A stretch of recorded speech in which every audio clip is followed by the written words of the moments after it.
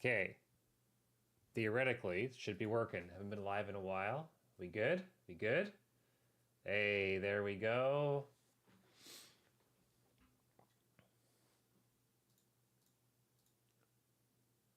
Bitrate says I'm offline, hey? Bitrate says I'm offline, hey?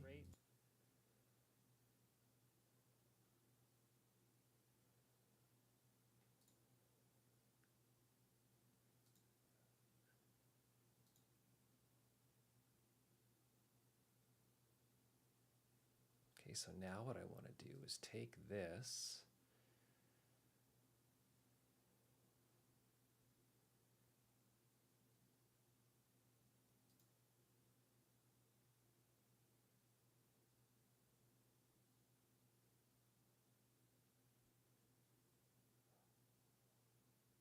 One moment. We got this here. No, I don't need game capture. What is it called? It's called like, is it full screen 2?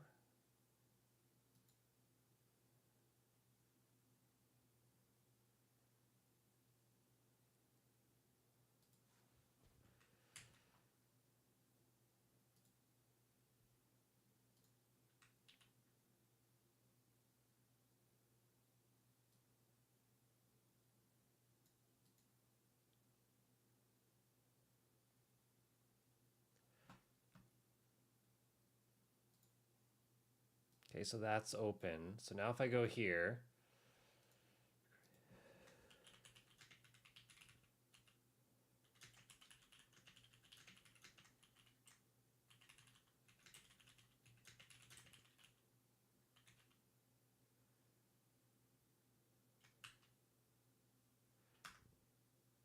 okay, that worked.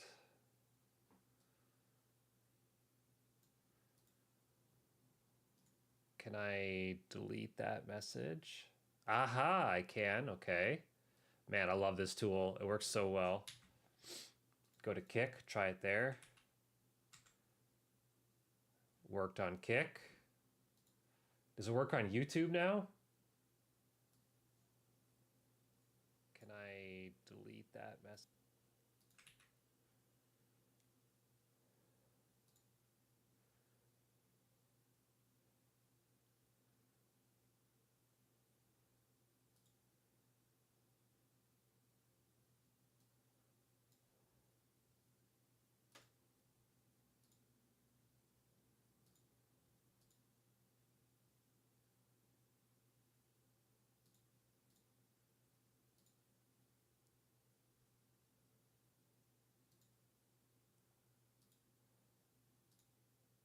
Try just removing this for a second.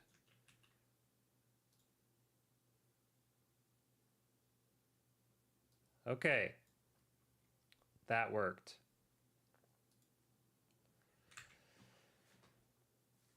Want to do something a little bit different this morning. Once a week, I'm going to sit down and go over some of the news and industry trends of what we're seeing in the creator economy. Ooh, am I leaking here? Am I leaking that I play League of Legends? I've had a couple really good articles pop up that I've had some good conversations with over the past week or two. I've got a little bit of notes that we can go over, some talking points. I think YouTube had one of their biggest updates, I want to say ever in the history of all updates. YouTube made some big ones. I made a full video about this on my YouTube channel. Speaking of YouTube, has anyone realized the massive drop in views and how everyone's talking about it? Whether it's Linus Tech Tips, Dropstripe Hayes, the Spiffing Brit. Has anyone heard much about this recently?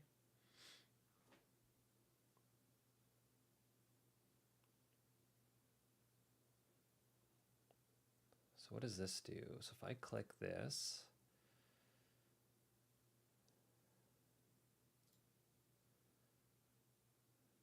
featured,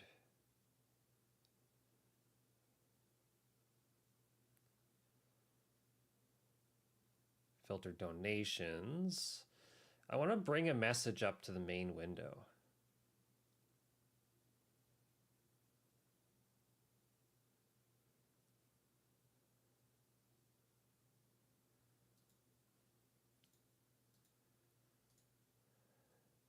User actions.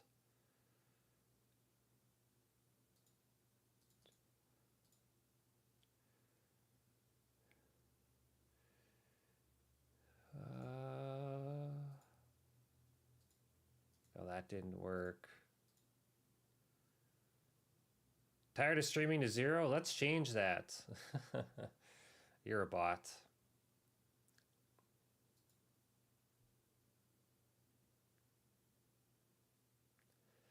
Guys, how do I pin messages in social stream? Like, I feels like I'm missing some tools here on the bottom. I should be able to select a message and highlight it.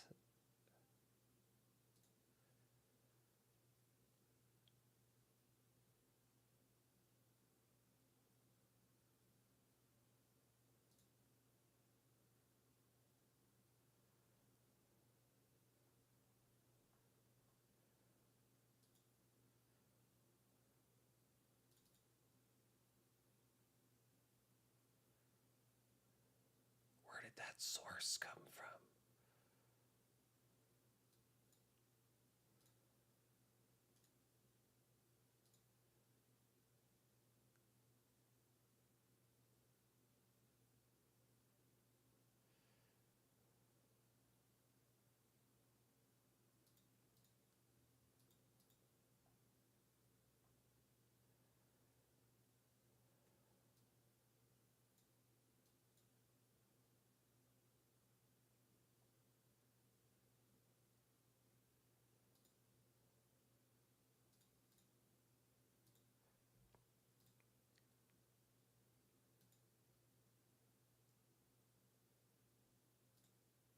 That should work.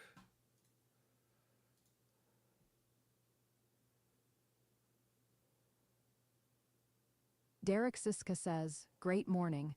We're live on YouTube, Kick, and Twitch." Aha! Figured it out.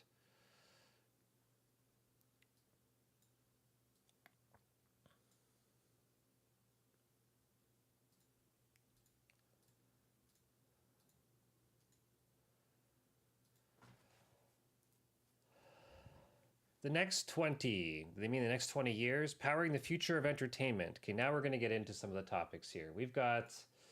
We always have a few minutes of tech support when we start these things. I appreciate everyone's patience.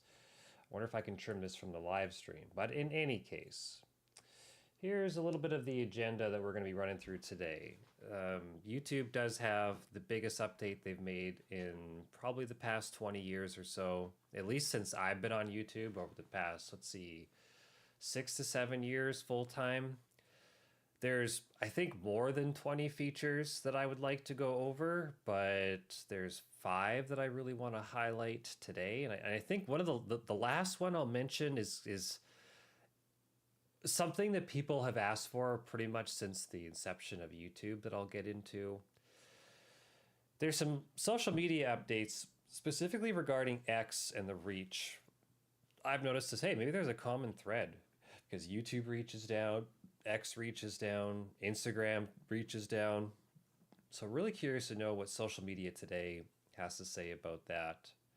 There's a couple Instagram features I want to go over just to kind of see if they're relevant or even kind of worth giving people some time. Yeah, that's working and everything, right? Yep.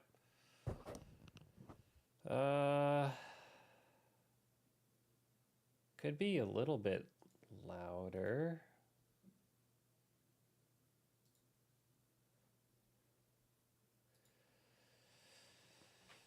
There's a couple big picture industry articles I want to go over about the creator economy, a little bit of insight about nano influencers that I want to tap into and see what that's about. And then, how many people know about McKinsey Consulting? They're one of those legacy brands that, how would you say that? They've been around forever. And do we really know what they do? But they've got a really good article I want to read about nano influencers and some of the wellness and lifestyle trends we're seeing in the content industry. How are the audio levels for everyone here tuned in?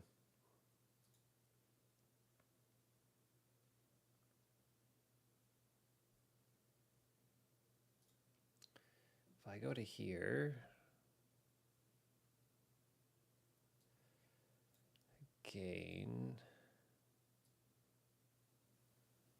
Yeah.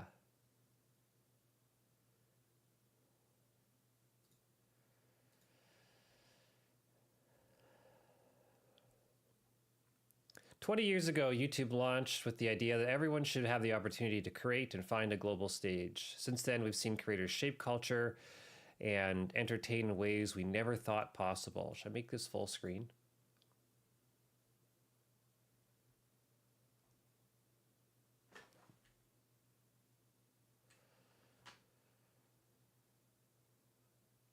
Anyone with an idea, whether an individual, artist, studio, or brand, can become a creator here. And we help them turn their idea into a business. We paid out over $100 billion to creators, artists, and media companies globally over the last 4 years. That's pretty impressive. We didn't just create a platform, we built an economy. That's true. I don't think people realize that enough. One of the things I want to point out here is that we've helped them turn their idea into a business. If I could snap my fingers and will anything into the creative industry, is that way more content creators need to think like business owners. Today at Made on YouTube, we're introducing new products and innovation to power the next decade of creation, connection, and business on YouTube. Tell your story your way. There is a whole pile of AI tools coming out. I would like to say that I could give you a full rundown of everything. If you're familiar with using CapCut for TikTok and even the new Instagram, I always forget what it's called. Is it called Edits? Those are some of the best app video editors I've ever used. And it's no surprise that YouTube wants to compete in this space as well. So similar to how you can have AI captions, AI to remove filler words, blank spaces, find the best cut, they're going to be bringing all of these tools into either a dedicated YouTube Edits app, or it's just probably going to be in the YouTube Studio app. Maybe, I'm not too sure. That is not 100% fleshed out yet.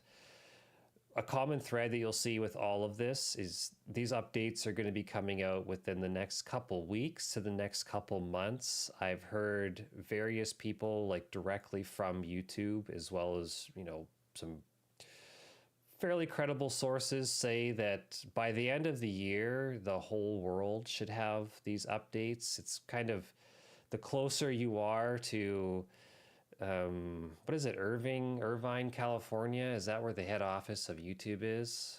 Or they're in Texas, I can't remember. Basically, it's just going to be a bit of a web. The closer you are to the head office of YouTube, you'll get the updates. And here in Canada, I wouldn't likely expect to see these till, I would say, at least November, if not December. We've started integrating Google DeepMind's VO3 into YouTube Shorts. You can easily create backgrounds or clips with sounds. Okay. For free, that'll be neat.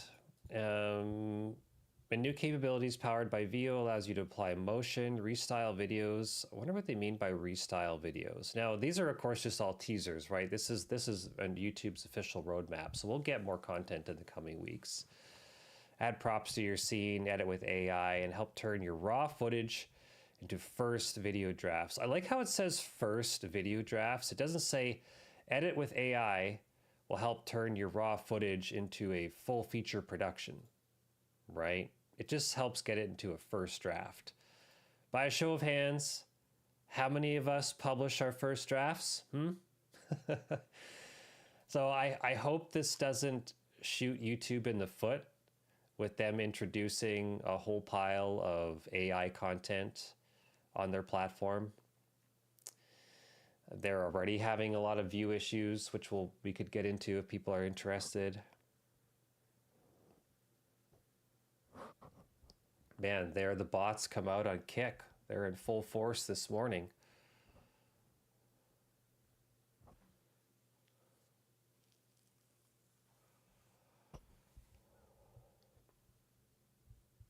Creators already use YouTube Studio for deeper insights and inspiration for what they create next. We're now adding a new suite of tools designed to be a creative partner across every phase of the creative journey.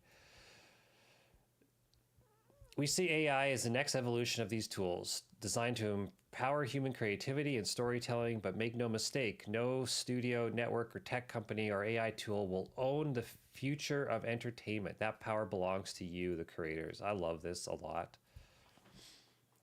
I really like to laugh at a lot of the people that there was like a sense of pride almost that people wanted AI to take over. They just like hated content creators and they're like, you're no longer going to be able to make money working from your computer. You're going to have to get a real job. And it's like literally you have the CEO of YouTube saying that the power of entertainment still belongs in the hands of creators. I support that.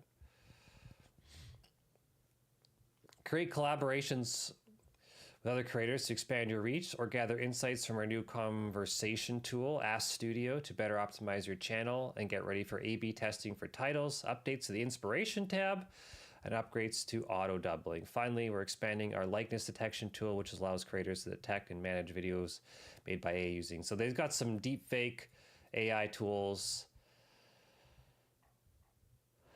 The creator collaborations, I think we know a little bit about that. Mr. Beast and Mark Rober kind of pioneered, or not, shouldn't say pioneered, they were the first ones to test out the collaboration tool. So when you're doing collabs with other creators, it'll now say, like, let's say if you're on a YouTube video, I just go to my homepage now.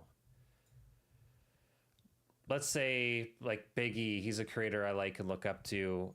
If he did a video with one of his buddies, Jayhawk, so then it would say 6 important lessons that changed my life, and it would say Big E and Jayhawk underneath. That's what collaborations would do.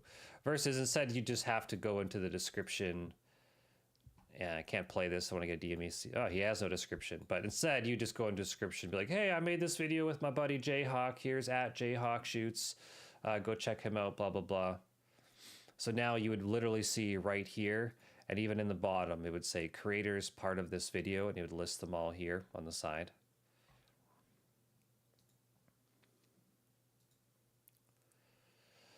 The features that I'm most excited for, membership live stream transitions. YouTube did a really strange way of doing this. They published like 3 or 4 different blogs going all over the same tools. It's like kind of silly. But so there's YouTube membership live stream transitions. Now I'll show the back end of my YouTube right here. And we're public right now, this live stream right now. And if we had a members community part of this channel, we'd be able to do a public, see it says privacy here, public, and I'd be able to click here and go edit. But what we'd be able to do in the back end of YouTube, so say we're having, we're going to be doing this weekly open office creator talk every week now. So eventually you could be able to go and edit. Say we were wrapping up the stream and, we were all gonna, roll some cigars and have some whiskey, happy hour at 5 p.m. Well, at the end of our stream, under visibility, we could be like, all right, guys, the countdown's ticking in the next 10 minutes at 10 p.m., whatever, 5 p.m., members only live stream starts, and you just literally just click this drop down and select members only, a part of your YouTube. And then that is a way to help you upsell some memberships on your platform. I'm actually really surprised that Twitch never did this, because their whole entire systems work off of subscription programs. So why couldn't you do a 3-hour public live stream and then do a 3-hour subscribers only live stream. I think that'd be a cool feature. Will YouTube implement it? Not entirely sure. Or sorry, will Twitch or Kick introduce something like that? Like, I'm not sure. I'd love to dive into that on another live stream. Hey homie, checked out your videos. Seems like you're new to Kick. Oh, that's hilarious. It's quiet, too quiet. Oh, bitrate is now excellent. Nice, I like to see that. The next big feature I'm looking for is AI Shorts creation for live streams. So basically what that means, is that going to be in this blog here? New Shorts creation tools, unpacking the magic of our new creative tools. Now, I've been playing around with these a little bit, but these articles just came out a few days ago. So you have to forgive me if you've already heard some of this, or if I'm going to be duplicating a little bit of what I say. But even for this live stream that we're doing right now, YouTube is going to have their AI bot, what is it? We partnered with Google DeepMind to bring a custom version of their most powerful video, Dutch Generation VO.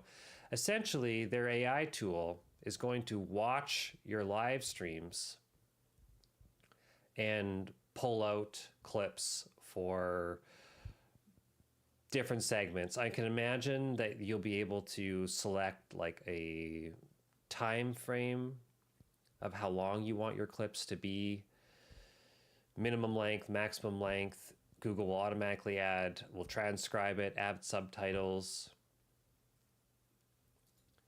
Starting a video from a blank timeline can be daunting.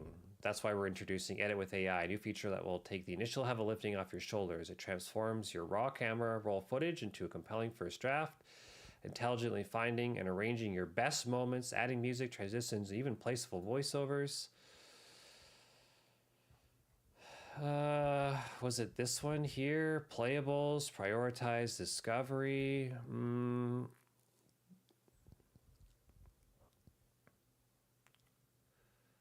Build new monetization tools.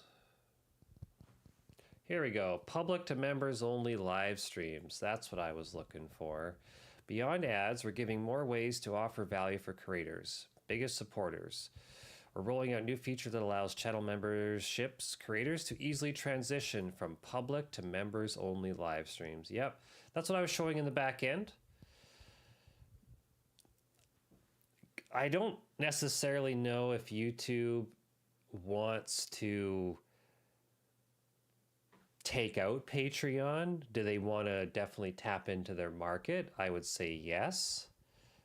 But this is like a little window into the all-in-one creator ecosystem that could be YouTube. I actually subscribed to my first Patreon very recently. I was curious of the user experience flow. So Soda Poppin' or is his name Chance Morris or something? Soda Poppin' and NMP Nick, they have their new Punching Down podcast.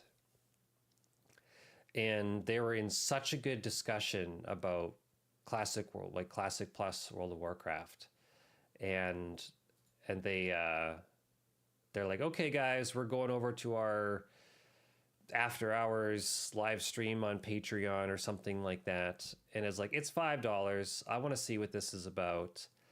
But I could just imagine at the end of that episode, they were like, oh shoot guys, like if you want to continue watching, become a member of YouTube. I could see the flow being quite a bit more simple, the user friction being eliminated. And something that a friend pointed out a few days ago is, well, Google and YouTube, and they're all under the same umbrella, and there's a little bit of friction with adding your credit card through Patreon, but you can sign up to a YouTube membership just through what's the word I'm looking for, like Android Pay or Google Pay.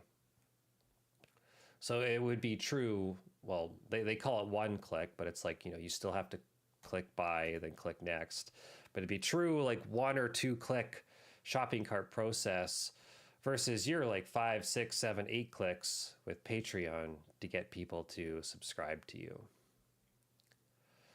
Vertical and horizontal streaming with one stream key and combined chat. I think that was this here. To solve discoverability and growth, we're introducing 3 new features. First, we're adding a way to reach viewers on every screen by streaming across formats. So by this means, as you see by the, oh, did it just download that? So stupid. You can see by the little preview thumbnail here, how big can I get this? They are talking about having a horizontal and vertical stream together under one dashboard. Now, I previously showed this right here. Here's my dashboard currently. I don't have access to these features, but see how I have a horizontal canvas here? It would give me a vertical canvas right next to it. And even in OBS, I'll kind of show a little shot of the kitchen here. I already have a vertical canvas output for creating short clips and, you know, just general highlights. Before, it was an overcomplicated process. I'll give you the TLDR, but basically it was like streaming vertical to YouTube was basically just like a whole different live stream. You had to have 2 stream keys, you had 2 chats. If you wanted to talk to one person, you had to send messages in 2 different areas. And one of the big problems with multi-streaming is the fact that you have too many communities in different chat rooms, and sometimes you can be there talking to your audience or your chat, and you're responding to somebody, but they have no idea that you're actually talking to like somebody else on Twitter where they're watching you on YouTube, for example. I've seen creators stream to TikTok, Instagram, Facebook, YouTube vertical, YouTube horizontal, Twitch, Kick, X, and like they've got 7, 8, you know, sometimes even up to 10 different stream outputs. And yeah, there's tools like, you know, Social Stream that I use for a combined chat for all these bots here that you can put it up on the main window. But your actual chat, the audience, the people that are in there supporting and watching you, they're the ones that don't have very good access to, you know, seeing basically what you do as the creator, seeing everyone involved.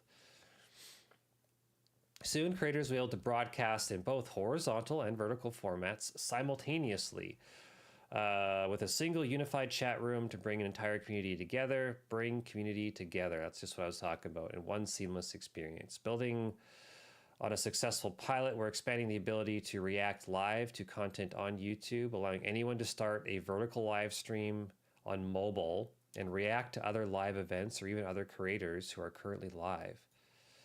Interesting. So it's saying this is only happening through the YouTube, building a successful pilot, react live to YouTube, anyway, vertical live stream on mobile. Right, so there's going to be a baked-in React function. Everyone can be React Andies on YouTube mobile.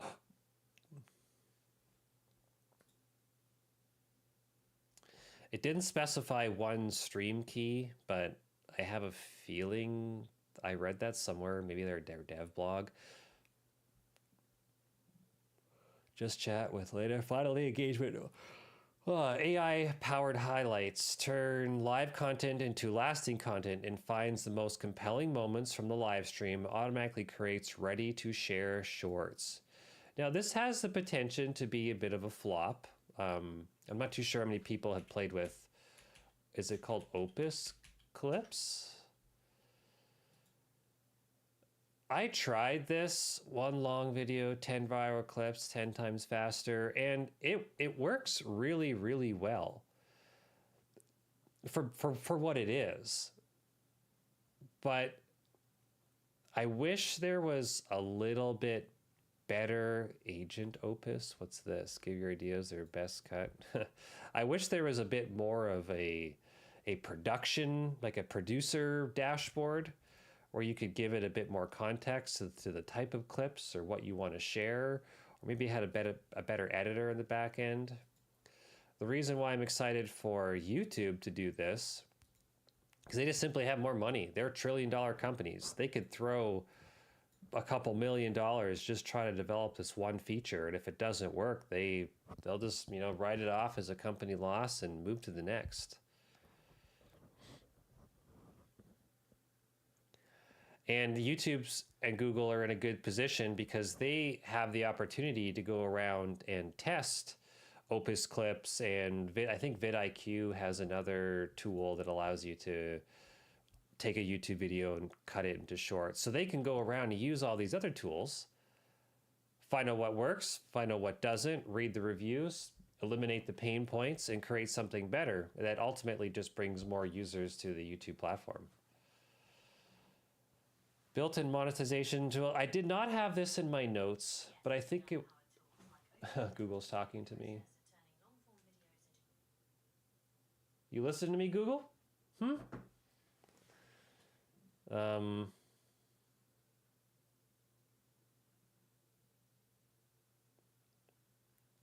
Building new monetization tools. A core part of supporting creators is helping them earn a living from their work. And we know that creators are often hesitant to run ads that interrupt key moments on their live stream. There does come a point where I think creators just want to get a bag and they run as many ads as possible. I digress. The new side-by-side ads are less intrusive formats for viewers while helping creators get paid without pulling their audience away.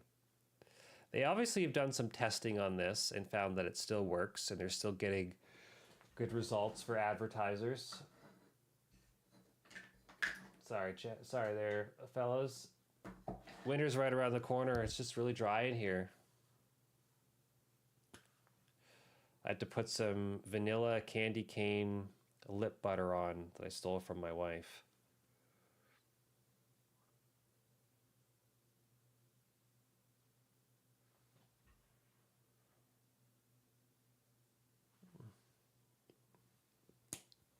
There we go, there we go. The last feature I wanted to talk about was ad spot swapping. Now, those are shorts creations, shorts opportunities, AI shopping. Here we go. So like I said, there was over 20 different updates they made. These are just the 5 biggest ones. And the last one I'll talk about, or I shouldn't say the biggest ones, the ones that at least I thought have the most, that are most impacting.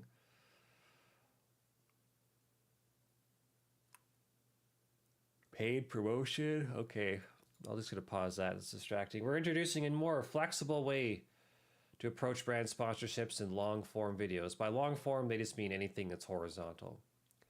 Instead of permanently burning in or baking in a sponsorship segment in your timeline in Premiere Pro or DaVinci or CapCut or whatever you use, creators will soon be able to dynamically insert branded segments directly into swappable slots. This new feature enables you to remove the sponsorships when the deal is complete, resell the slot to another brand, or eventually sell the same slot to multiple brands in different markets. So I'm going to fill in some of the blanks here. Sell the same slot to multiple brands in different markets. Like, say, for example, there's lots of travel creators that might live in the US, and their analytics might tell them that the majority of their audience watches in the US. But maybe that majority is 60%, and they still have hundreds of thousands of people that watch them in the UK or Australia or something like that, or different parts of Asia. So they will be able to have a geographic fence, so to speak. So if you're an American company that doesn't do international business, maybe you just stick in North America, well, then you can have your North American ad slot in this video. But for anyone watching outside of a geographic fence, you could get served a new baked in ad slot from the creator's video, not YouTube ads. This is the ad slot in the video itself. I actually never thought of YouTube doing this before, and I'm curious how hard the backend infrastructure was. But it's cool. Creators can choose the perfect moment to insert a branded segment, and we'll see a detailed performance insight directly in YouTube Studio. We can also, which can also be shared with the brand. That's cool. So if you had a 60-second ad slot in the back third of a video, I can imagine YouTube's going to be having analytics that would go over, okay, how many people paused on the ad, clicked on the ad, maybe paused and went back to rewatch a segment, or how many people just outright skipped it. They might introduce a new metric called like skip through rating or something like that. And that's the data that, yeah, you could, seemingly export from YouTube Studio that would be transparent for brand deals, but still, what's the word, like still private, where you're not showing the creator's personal back end of YouTube. We'll be testing this feature with a small group of creators early next year. Okay, this might be one of the only features that would be coming in 2026. YouTube itself said these features would be rolling out in the coming weeks and the coming months. But I agree, this is probably a big one, and there's probably room for some exploits and that I won't get into, and some bad actors taking advantage of this, not only from the side of YouTube, but from the side of taking advantage of brands. I could imagine some potential malicious activity. Okay, look at it this way. Okay, maybe let's say you had a brand, an ad slot for a supplement. There's a lot of big greens supplements brands out there that you can imagine. Let's just say this was one of them. And let's just say that, like, okay, this brand really wants to target people in a certain company, a certain country. Let's say, whatever, Greenland. Well, if you had a geographic fenced ad slot for Greenland for a specific supplement company, there's really nothing stopping a YouTube creator from going in and sending a bunch of, I'm not going to say fake traffic, but of, let's just say not organic traffic from a VPN in Greenland to the video to prove that his campaign worked. So I see some potential gray areas in the back end. That's just a really easy example of what could potentially happen. I could think of a few more that I could get into later if people were interested. But I have a feeling that because they're just going to be rolling this out to a small group of creators next year, they really want to test this to make sure that YouTube isn't going to get in trouble for any bad actors. Brands are looking to partner with YouTube creators more than ever, delivering the authenticity, fandom, and trust we crave. We want to continue to facilitate seamless connections between creators and brands, no matter where they are in their journey. We recently introduced the Creator Partnership Hub, a tab within Google Ads that helps advertisers and agencies find and connect with creators. How did I miss this? With the help of AI, we'll soon be able to proactively suggest creators who may be a good fit for brands. We'll also be connecting more creators and brands during industry events around the world, and equipping our sales teams with new resources to advocate for creators and help make more of these deals happen. Bring the power of YouTube creators and brands.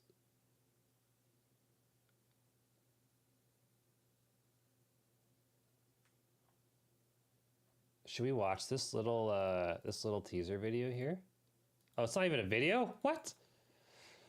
YouTube creators help people make confident decisions at the YouTube New front. I've never heard of that. We discussed new essential tools so that brands can benefit from deep connections between viewers and YouTube creators, driving stronger results. A powerful new creator partnership hub Improve sponsored video discovery, creator search, new API, blah, blah, blah. Video. What is this?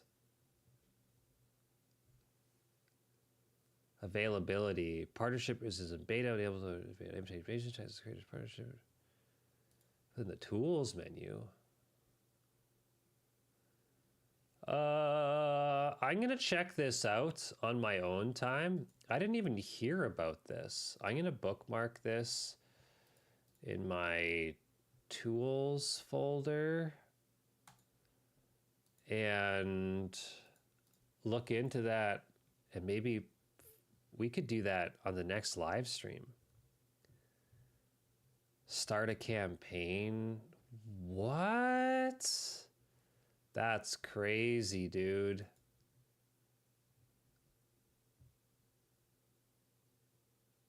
All right, I'm excited. That's sweet.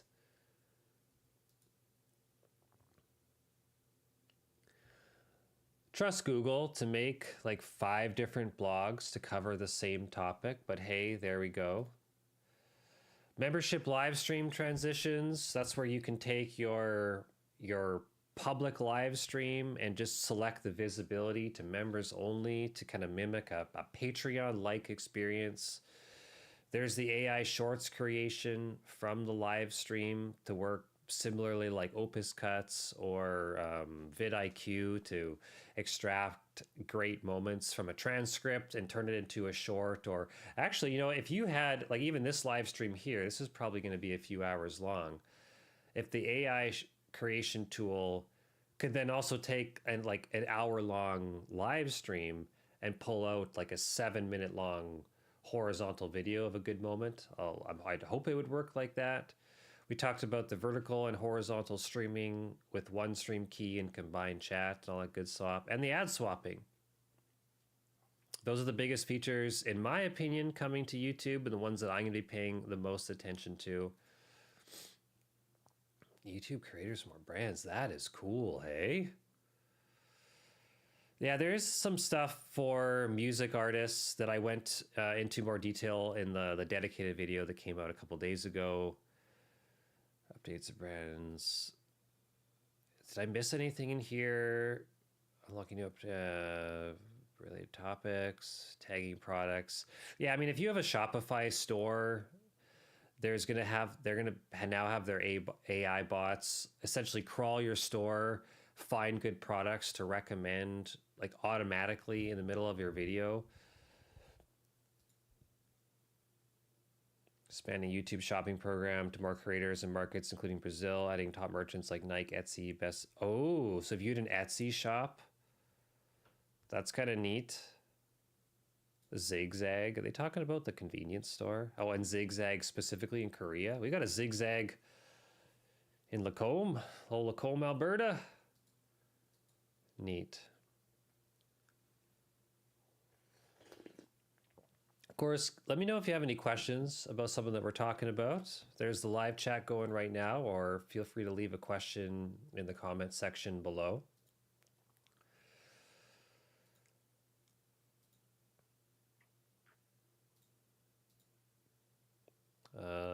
Nice. Where is that coming from?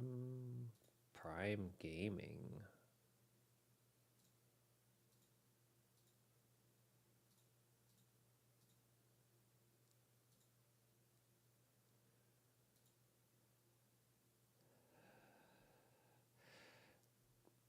Next, we will talk a little bit about the reach on X here for a bit.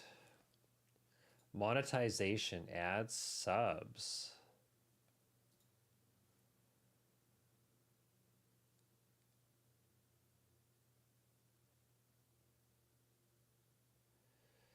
Well, that's kind of cool. I'm just looking at the back end of Twitch here for a second.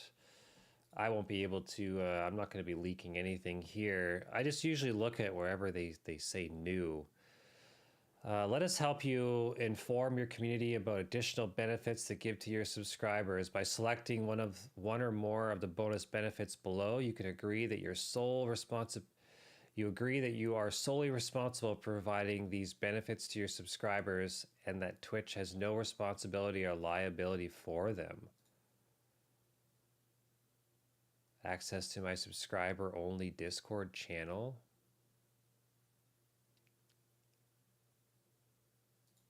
Oh, I see. It adds it down here. Merchandise discounts.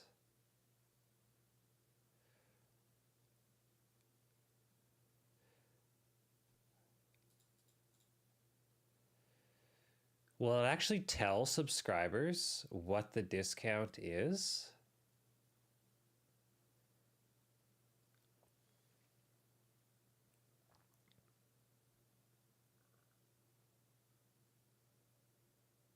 More resources. Who is responsible for streamers are responsible for providing bonuses to sub benefits to their subscribers, and Twitch doesn't bear any responsibility for the streamers not delivering the benefit. What can I do if a streamer declines? Blah blah blah. Bonus because bonus sub points come from the streamer. Twitch can't guarantee if I purchase a sub, the refund. Blah blah blah. No. Will Twitch add more bonuses and sub benefits? We are open to feedback. Other types. What do I do if I have a question about or the program without both streamer offers? The extent, basically, Twitch is putting all of this on the creator, which is fine. Access to subscription only. You know, this is so strange because why doesn't Twitch have the ability to then integrate with Discord to automatically add a special like members only like a tag or a role, sorry, a members only role in Discord? You know what I mean?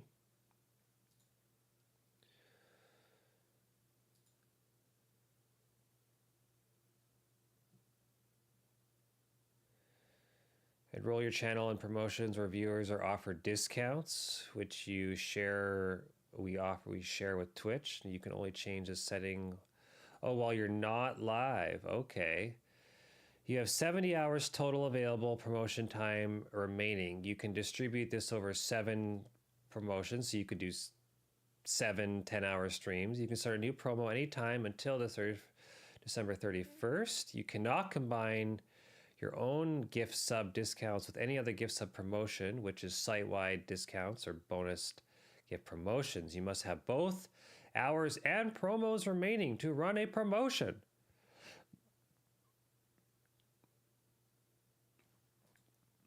Oh, I see here. I see. You can do this. So 35% off. That's the only thing that you can do.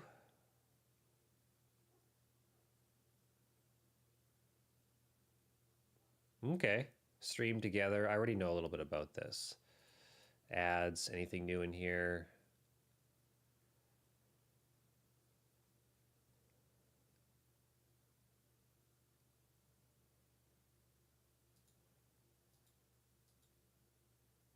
Yeah, 3 minutes of ads is the least you can have on the platform right now currently. That goes without saying. I am live on 3 or 4 different platforms right now. There are definitely places that you can go to watch without seeing any ads. Change payout method. So we did all this. Onboarding. It was funny that everyone was Twitch sponsorships. Sure, whatever. You have no exclusive invitations. Creator profile.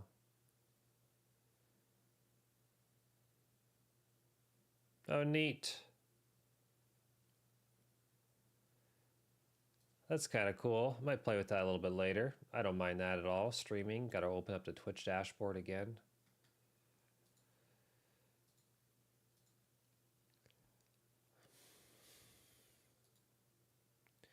Now, this is something that's a little, I'm not going to say near and dear to me because I used to love Instagram, but Instagram let me down. So I was kind of forced to move over to X, and then Threads came out, and then everything kind of just went downhill, and it doesn't feel like there is a great public platform for quick sharing thoughts that's not Facebook. So X has published its latest overview of how it ranks content in order to maximize user engagement with a full listing of code base for its For You timeline, which is the primary feed for X users.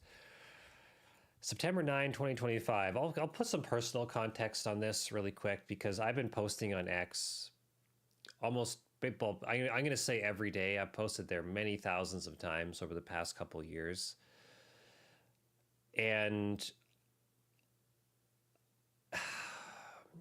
I guess I'll just pull up my profile. I'll show you here.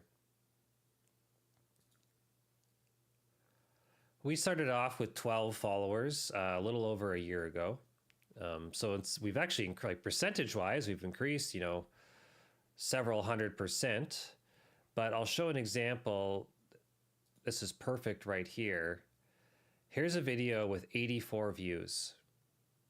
And I reposted it once just to kind of bump it up on people's timelines. The reason why I'm showing this is this video had almost 40,000 views on YouTube alone, like let alone the thousands of views from other platforms. That would indicate that this is a proven video that people like to watch. But the reach on X is basically non-existent for people like me. I haven't cracked this any sort of like X code. And you can see in many of these posts here, I mean, this is a reshare of a post. So, I mean, like people, this is like the original video. Same thing with actually this one. This video got 32,000 views.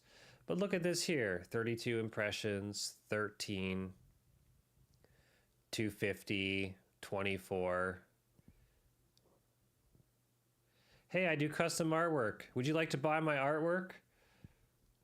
No, I don't want to buy your artwork. You want to buy my artwork?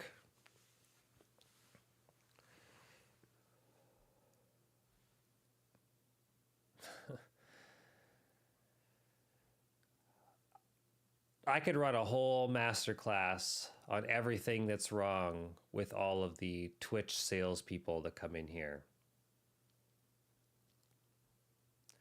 I really don't think, like, I'm curious to know from you, Catherine. Catherine? Please let me know if I'm saying that incorrectly. I've got a weird name too, so you can't get too mad at me. What's the conversion rate you have going into people's chats and asking them right out of the bat, hey, you want to buy my artwork? What's the conversion rate?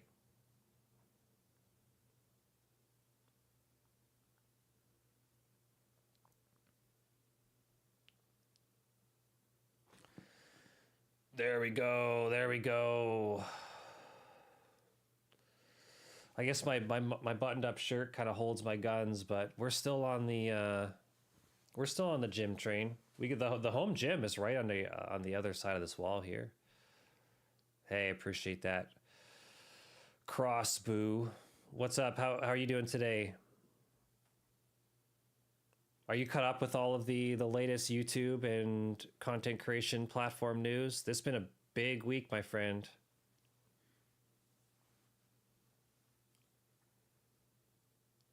And of course, Catherine has left the chat.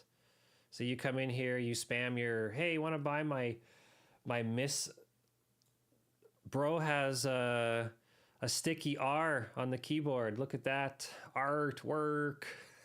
Work.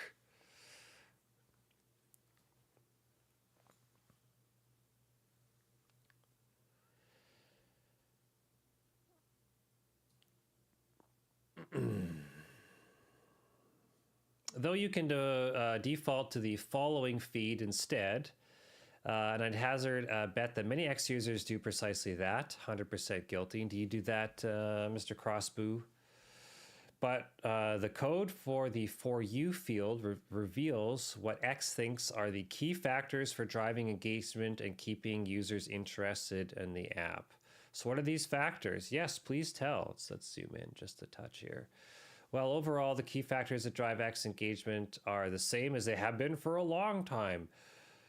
Got to have a good hook, got to encourage engagement. Let's read here. According to X's own documentation on the core signals that it uses to select posts to show an individual user timeline, the current factors and their relative weight out of 100 are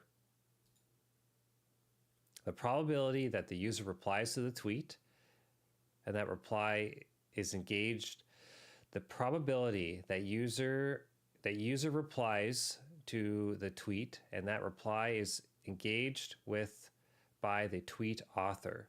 So replying to tweets, always do that. The probability that the user replies to the tweet.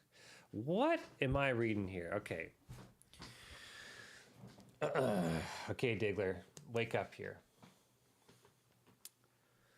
The current factors and their relative weight out of 100 are the probability that the user replies to the tweet, that reply is then engaged with by the tweet author, the probability that the user replies to the tweet. Okay, so this is like the second, so it's like Derek makes a post, random user 1 replies to the post, then Derek replies to random user 1. That's what they're talking about. The probability that the user opens the tweet's author profile and likes or replies to a tweet, opens the tweet author profile and likes or replies to a tweet. Interesting. So basically, replies are still the highest signal factor. The probability that a user will click into conversation of this tweet and reply or like, the probability that the user will click into the conversation of the tweet and reply or like. I think I know what they're saying, but it's like there's so many micro steps that people make. They could almost show an example. The probability that user will click into the conversation of this tweet and stay there for at least 2 minutes. So they have a dwell time, which is why some people will intentionally write a good hook, but then a complicated secting. So it makes people like literally like me here, where I'm like, okay, let's go back and read these last 2 sentences. We'll click into the conversation of the tweet and stay there for 2 minutes. Although a low score, right? But they want dwell time. The likelihood that the user will retweet. So actually, retweets are not a good indicator. Interesting. The likelihood that the user will favorite the tweet, also not very high. I think they mean bookmark. The probability for a video tweet that the user will watch at least half of the video. That's a really low score. Half of the video is very open-ended, because if you uploaded a 1 hour long video, you're not going to expect people to watch half of it for people purely just to say that it's a good video. So as you can see, the main focus on individual user relevant level is engagement and the likelihood that your post will spark a conversation, especially with the post author. So this is a little bit backwards from what a lot of the social media gurus say. A lot of them tell you that your goal is to get, sure, you as a creator, you make a post, you should always reply to your audience. But I've always heard that the real magic happens when your audience is now talking to each other.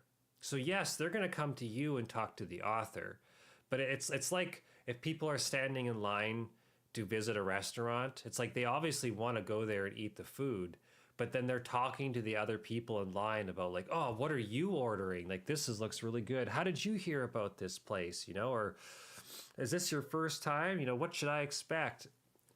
This is saying it's kind of the opposite, because it's saying that conversation with the post author ranks the highest. That's interesting. That's how X prioritizes posts from people who regularly.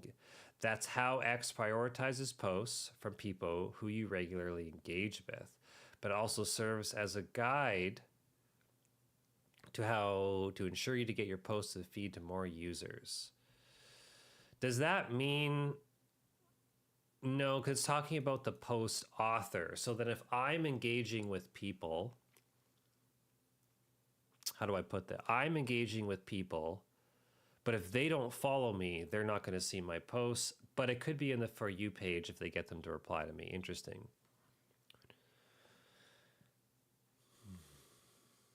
by sparking engagement, ideally in the form of replies, which is hard because the vast majority of X users never post anything at all. But again, as a note on what X is looking for, incentive, engagement is key.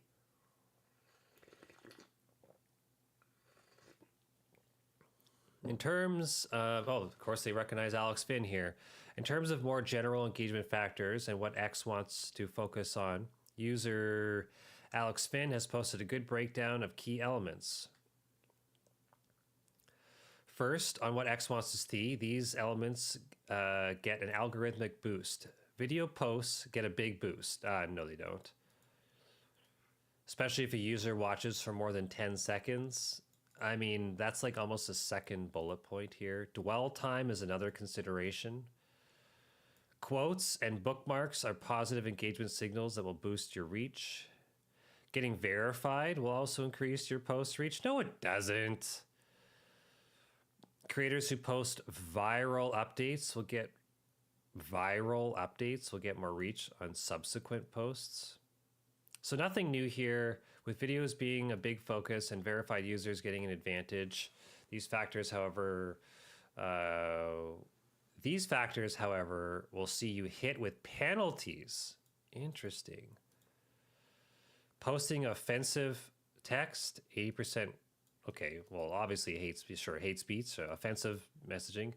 Having an offensive username, posting in all caps, including links in your posts, that's fairly well known. Google, what the hell?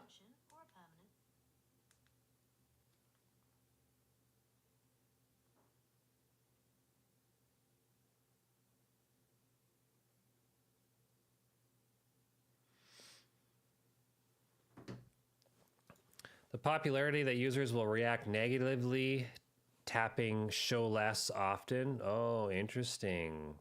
So you can... Oh, yeah.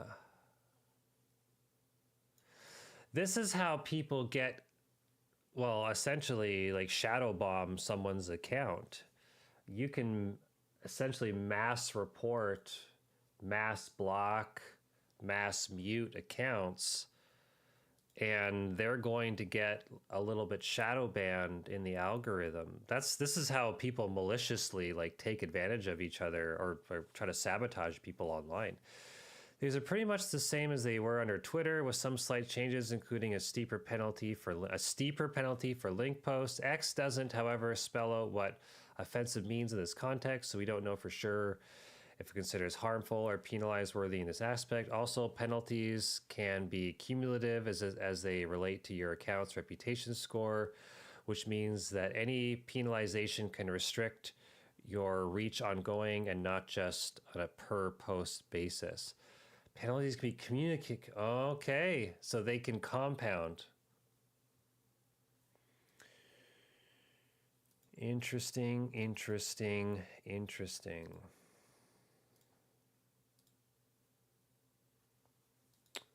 You guys only got any questions so far? We've got a few people on YouTube, a few people on Kick and Twitch. Or restricted to low post cost bad strategy. Yeah, not safe for work. Well, I mean, there's a lot of NSFW content that goes viral on X.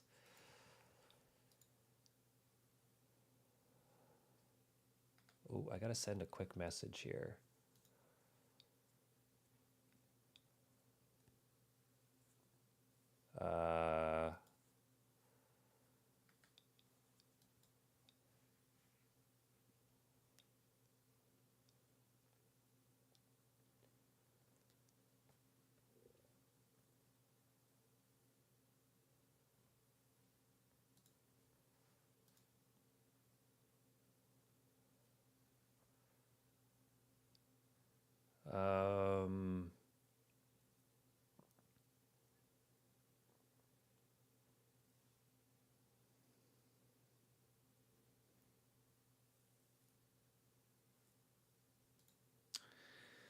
Video posts that prompt people to reply will get you more reach, and engaging with individual commenters will also help ensure that more updates get shown in their feed. Engaging with individual commenters. That's the top level performance indicator X is looking for. Well, any engagement and dwell time will improve your post performance. Don't post in all caps and don't post offensive contents. So video, engaging with individual commenters. So you have to post a video, get someone to comment on it, and then you have to then reply to that comment. What did Alex Finn say on all of this? When did he post this? September 9.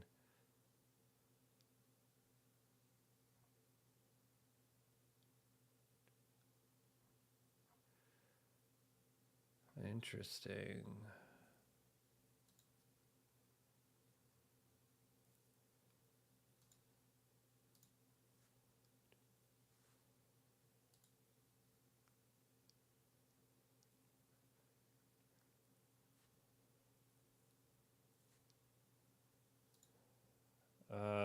One moment. I just gotta send a message to the realtor. Hey.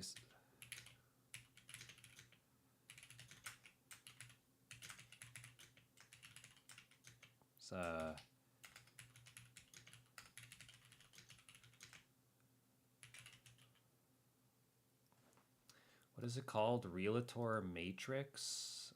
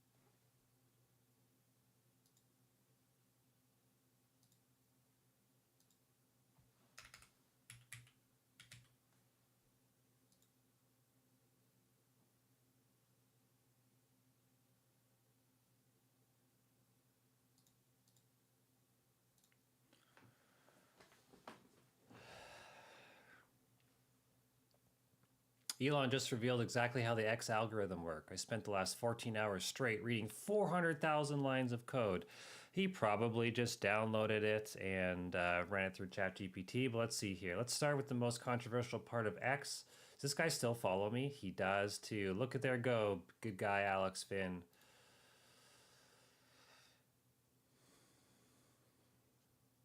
Did I send that to the right person? No, I did too.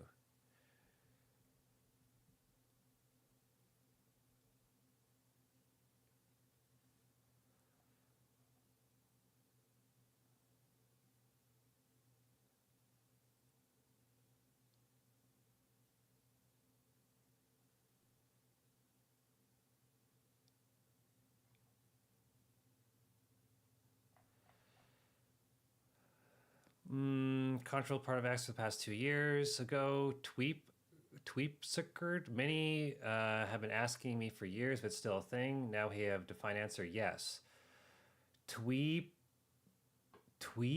cred? What is this? Tweep cred is still everywhere in the code. What is tweep cred and how does it work? Tweep, I don't know why this is hard to tweep. Why don't they just call it post cred? Is X's reputation system. Based on your behavior, you get tweep cred score. It determines your reach. Break the algo rules, your score goes down and your reach disappears. What are the rules of the X algo though? Glad you asked. Post offensive text. Do they mean like offensive text by like saying like a bad word?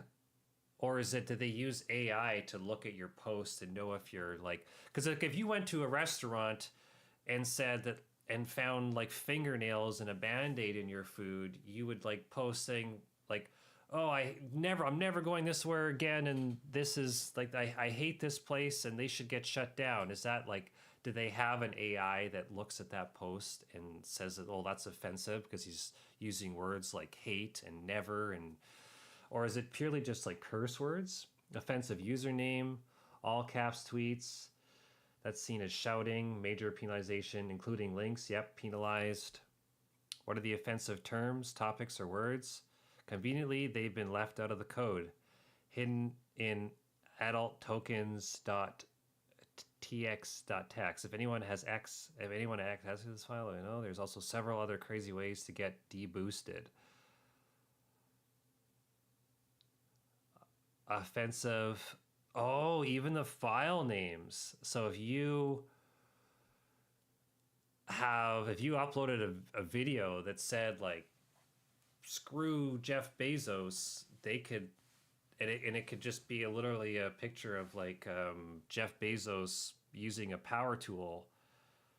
That video could potentially get flagged because it says screw Jeff Bezos maybe. So the file name has a factor as well. Low text quality, misspelling or tweeting like a moron, replying to accounts that don't follow you, replying to accounts that don't follow you, spammy posts,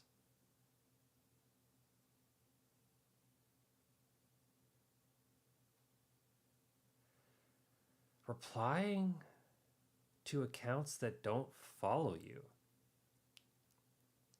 Do they mean that you will lose your rank if you talk to people that don't follow you?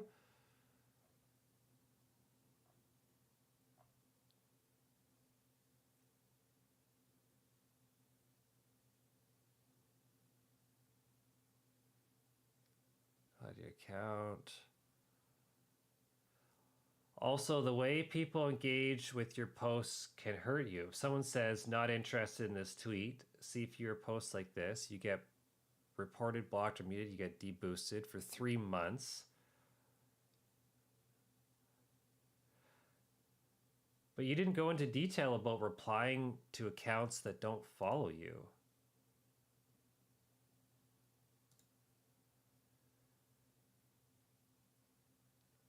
Mr. Alex, I got more questions. You said replying to accounts that don't follow you. I'm just going to ask him.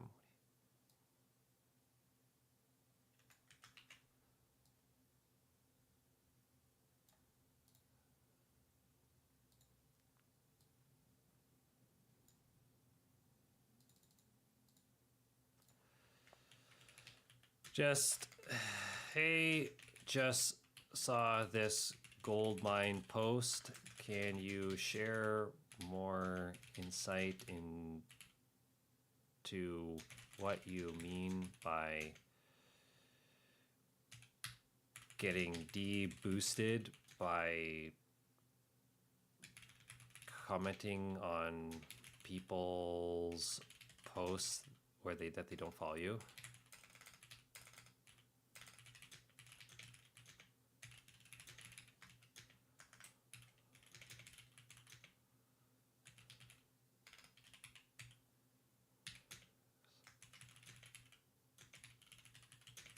To comment on people that don't follow us?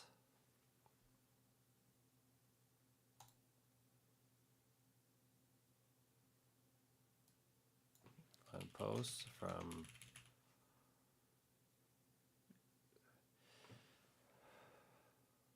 let's see what he says.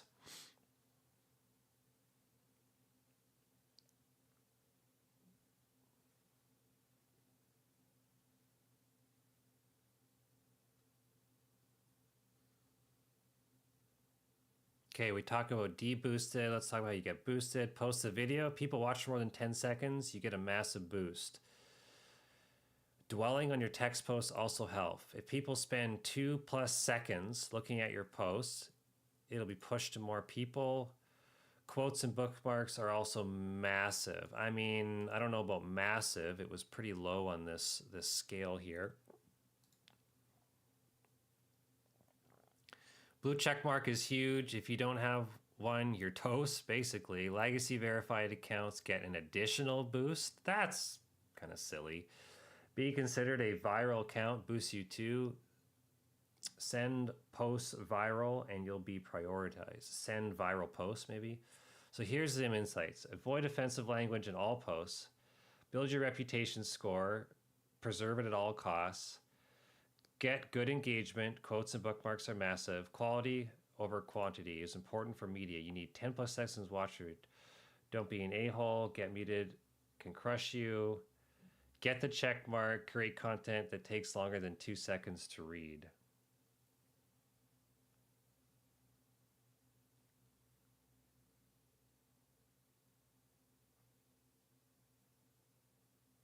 Ton of videos about this. Yeah, Course Creator Buddy.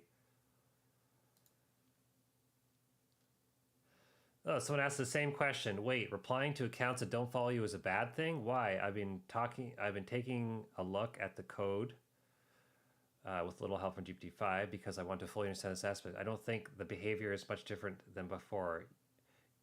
Your reply to someone who isn't following you will generally be downranked or filtered for people who also don't follow you and don't follow the replies to users. It won't be deboosted for your followers. It is more likely to surface if the viewer follows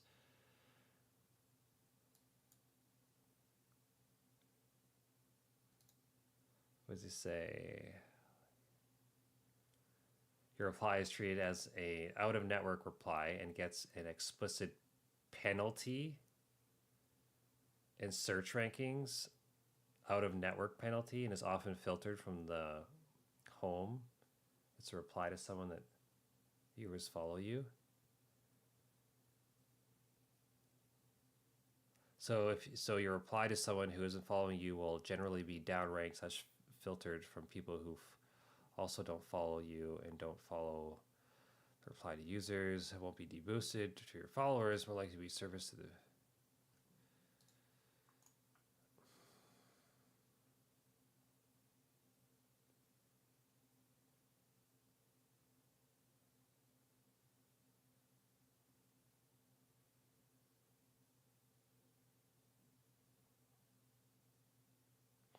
Did Alex literally do this right here? He created like a very weird line item strictly just to get people to reply. Everyone is asking the same question.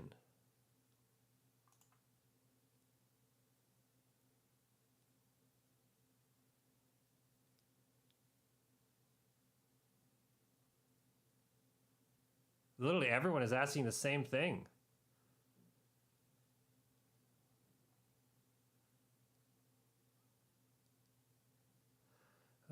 So reply guys are toast. Starting after week is wild. Imagine joining a gym and your membership starts with negative push-ups.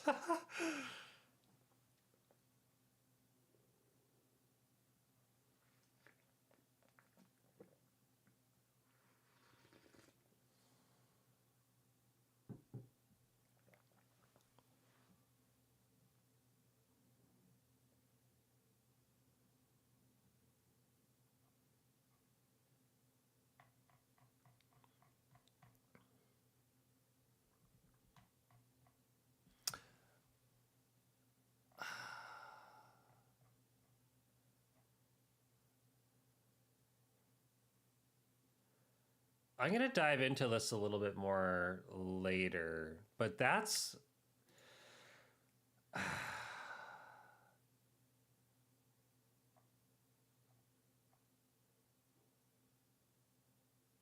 that's so strange. Does anyone have any insight on this? Why would replying to accounts that don't follow you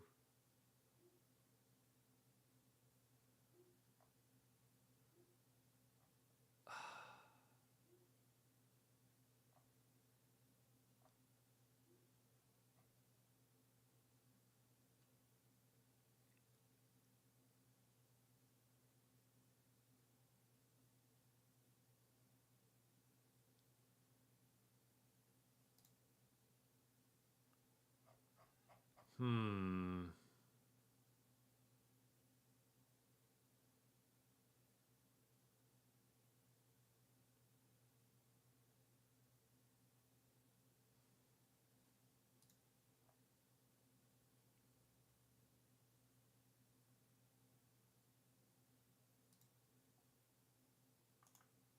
What are people saying?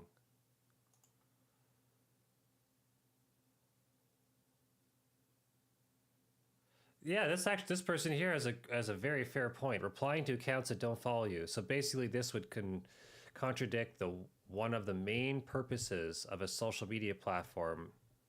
An example, interacting with other people. Is this verified? Because it actually makes no sense to me. If this is true, me replying now to your post should deboost me. Also, new accounts will interact at first, mostly with people not following them, so they can make connections. This means they will continuously be in deboosted mode.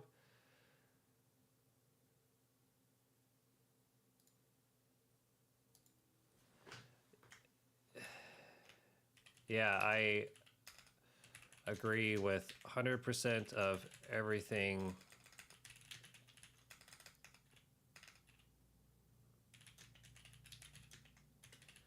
Maybe Alex misreported on.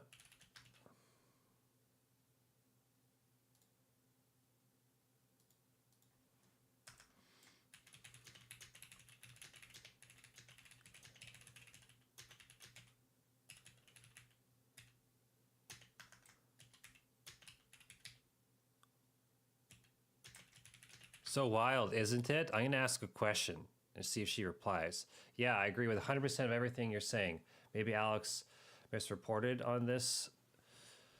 Even me replying.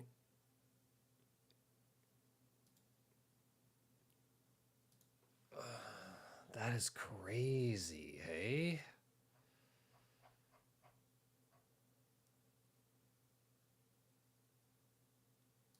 Interesting, okay. I craft stories that connect with people. Okay. I turn your brand's message into content that speaks directly to your audience. Very good. I love coffee and sunny mornings. Don't sell your soul.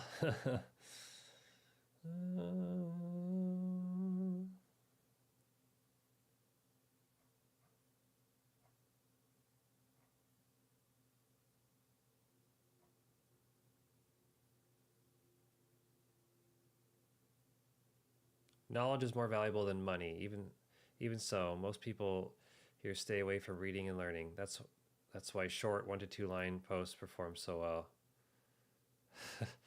I always find this just hilarious. Like, how does someone get 42 comments on such a simple post?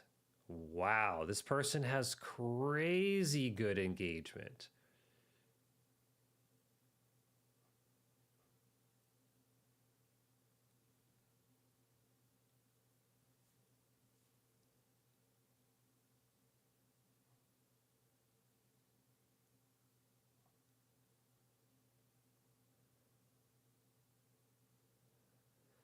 How did you do Portal Hub University, where you can learn more about portal building? Also, it's an article must read blah blah blah blah blah blah. I mean, they shared a link, right? Does their post get? I'm fascinated by this. This person posts a lot of stuff too. Holy, that's crazy.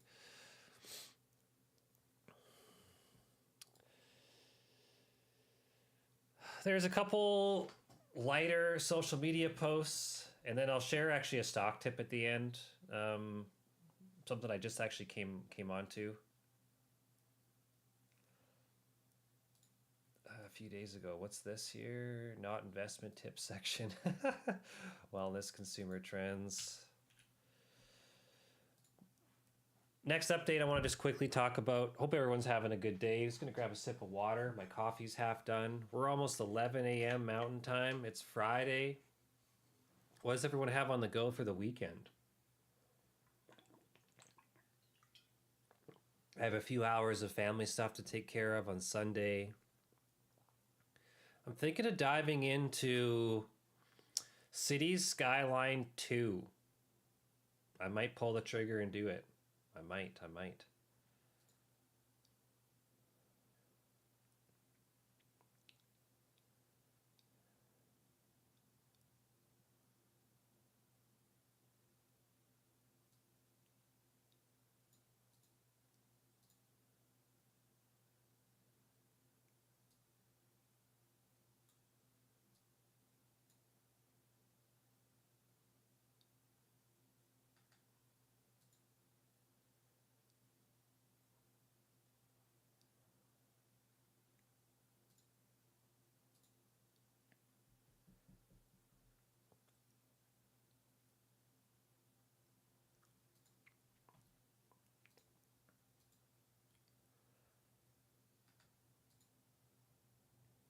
1 second.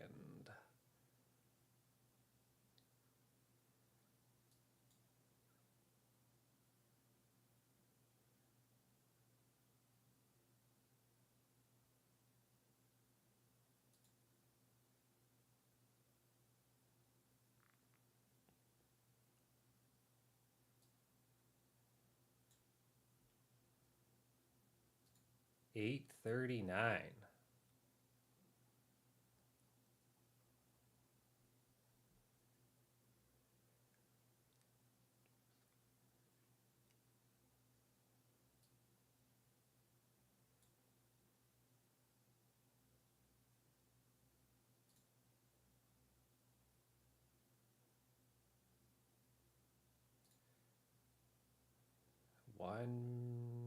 What's this here? Do.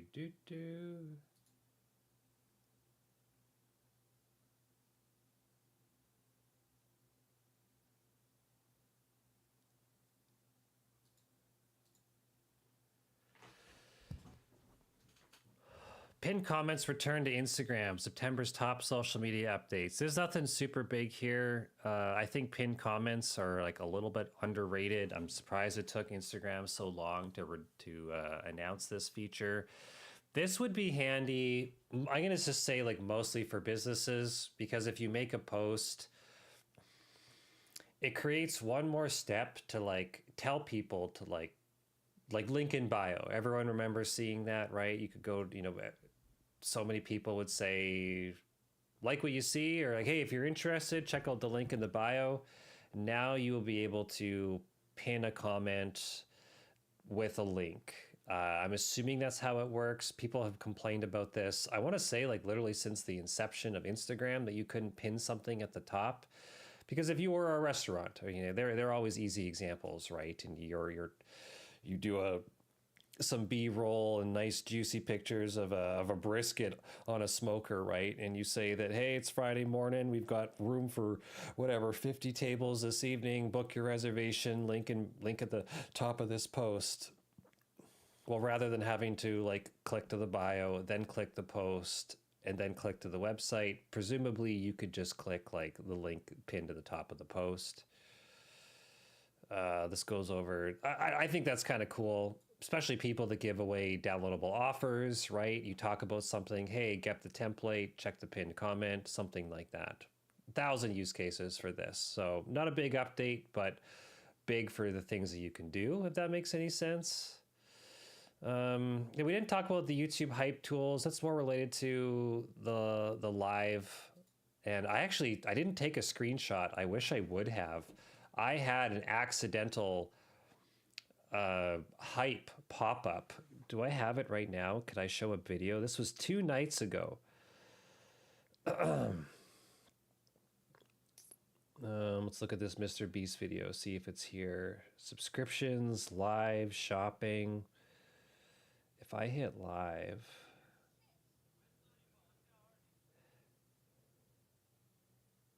remix. So what I had a few days ago when I was on Instagram browsing shorts, this is a Mr. Beast short. I had something like this on, and right here on the right where you see the like, dislike, comment, share, whatever, there was a hype sticker, and it was pulsating and kind of wiggling around to get your attention.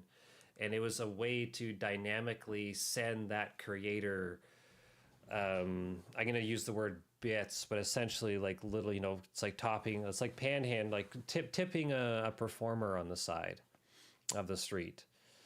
I saw it once, and I even think I scrolled back up because I was like, hey, I've never seen that before. And then I went back and it was kind of gone. I think I was just like sucked into this little tiny port of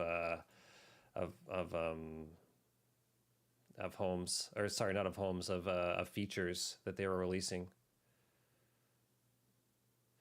Threads can now say a lot more. Threads users, blah, blah, blah. Who cares? Who's writing 10,000 character posts in X? For posts with multiple threads, a post counter will now appear. I think kind of X does something a little bit similar. Pinterest presence, Pinterest ads, where to buy links.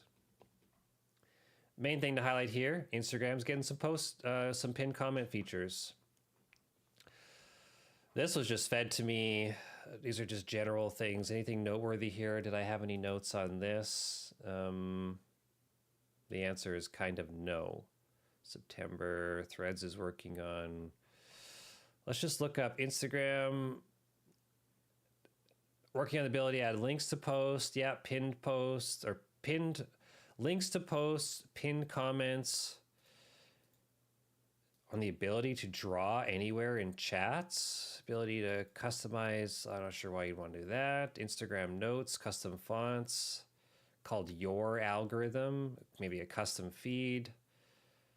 Photo sharing feature called shots for iOS. Story highlights. Oh, on the main profile grid. That's kind of neat. Do they show a picture of that?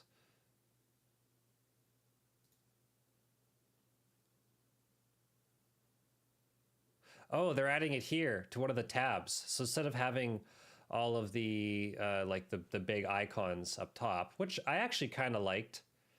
But anyway, they're moving it. Whatever. That completely closed the window. What else they?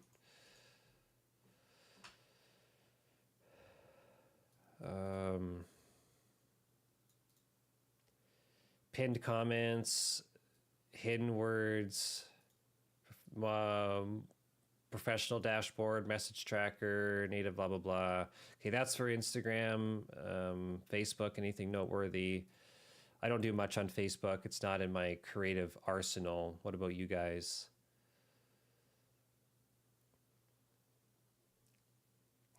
What do they have for YouTube? Did they pull anything else in here? Showcase your Spotify profile, TikTok and CapCut, Twitter. An unread indicator to your timelines? What do they mean by that?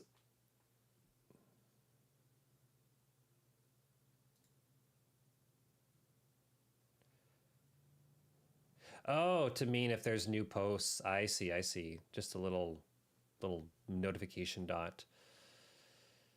LinkedIn, Duolingo.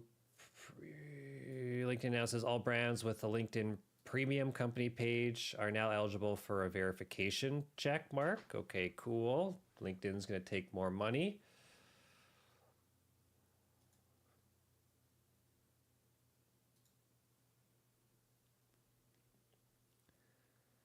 Merchant Center, AI, blah, blah, blah. Google Ads, new maps, Google AI. What about YouTube? Okay, what do they have here? Oh, this is where...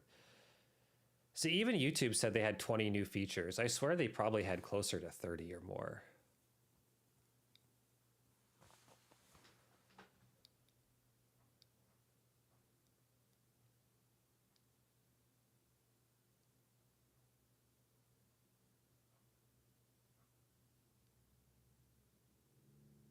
Instagram edits social media updates, easy curve, keyframes, snapping guides, cool.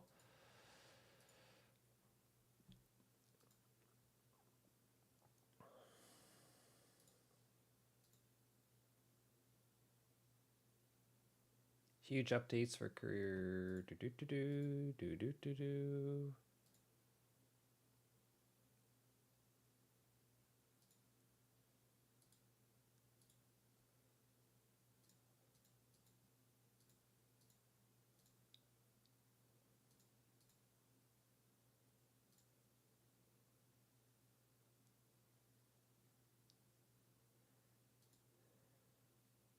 Yeah, I see what this guy means here.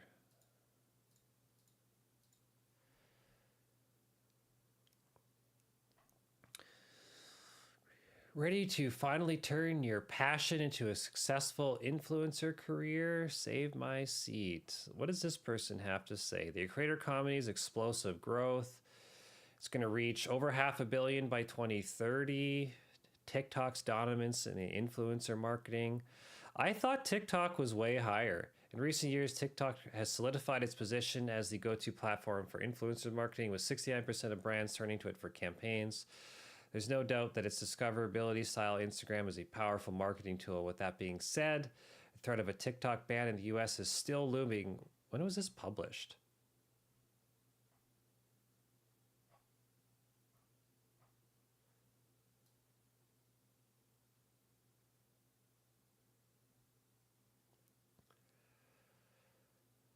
So reports claim to see a dip in Instagram usage. It still outranks TikTok as a preferred platform for influencer campaign. Here's statistics, blah, blah, blah. I'm LinkedIn is so small. That's hilarious. Even with this information, the full context of the situation can be better understood by looking at the year-over-year platform changes from 2024 to 2025. Instagram, compared to 2024, Instagram's seen a growth of 0.5%. Even with TikTok's rise, brands are flocking. Shouldn't brands be flocking to Twitter?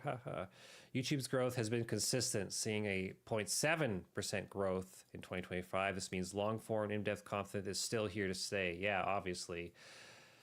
I heard a funny way of describing short form content. Like, you know, I've often heard people refer to, you know, it's like, it's AI slop, you know, it's just brain rot, all the vertical feeds you just constantly scroll through. And someone described to me once, they said it's like the reason why they call it shit content is because you only consume it when you're on the shitter, and then you just, as soon as you get up, you just forget about it. And I can't once, it's just one of those things, once you hear, you can't unhear, guys. Give me a break. Don't let your audience size stop you from pitching brand partnerships. With emerging opportunities through user-generated content and employee-generated content, brands recognize the value of authentic, skilled, and well-crafted content. The size of your following is far from what brands actually hire creators for. If you're a micro or nano influencer, highlighting your engagement metric and niche audience when pitching to brands, your ability to connect authenticity with your followers is a valuable asset. Every influencer coach out there is telling you that brands are turning to nano and micro influencers now more than ever. You may have heard it so much that your alarm bells go off, thinking it's some sort of marketing ploy to coax you into signing up for their program, but I promise this isn't the case. And today I'm delivering on the proof. Micro in the 1,000 to 100,000s and the nano 1 to 10,000 accounts for a quarter to 44% of all brand partnerships, respectively. These influencers often boast the highest engagement rates and more niche audience. I think that I believe these person's statistics. Where is she linking here? Influencer Hub. Okay, like they obviously have, they're not just pulling this out of their booty. They're going to have some sort of market data to at least prove some sort of pocket hypothesis on their conclusion. I think that it was way too easy for people to buy followers, and there was a big period of time where there was a direct correlation between more followers charge more money. And of course, when that's your main, not gonna like metric for success is more followers, people would be buying literally hundreds of thousands of followers. I would challenge you to go to your Instagram feed or YouTube feed or X or whatever platform you want. Go and follow 20 people very closely. Write their names down, put them in a spreadsheet, and write their current follower date down. Then go look at them in 3 months, 6 months, 12 months, and look at how they've grown. You will see a staggering amount of, I'm not going to even just call out creators. I'm going to say brands are right in this too. Their accounts are flatlined. Do your own research. Don't take my word for it. I've noticed this. AI's integration to influencing marketing. Artificial intelligence isn't just transforming influencer marketing, it's changing the way we do business. That's an AI written sentence right there. According to this benchmark report, 63% of brands plan to incorporate AI into their campaigns, but they're not using it in the way you think. It's easy to give into AI panic by thinking that it'll replace you and the need for content creators, but that couldn't be further from the truth. Instead, brands are using AI for influencer discovery, content optimization, and performance analysis as the way it should be. The main usage of AI to vet audience authenticity and inflated engagement. Well, that looks good on a headline, but what's going to happen when AI hallucinates a bunch of bad data when they're analyzing an account? Just saying, that it's like, is the AI going to be able to double check its own work and realize that it made a mistake? Or it's going to like throw out the whole innocent until proven guilty, because if an AI says it, it must be right,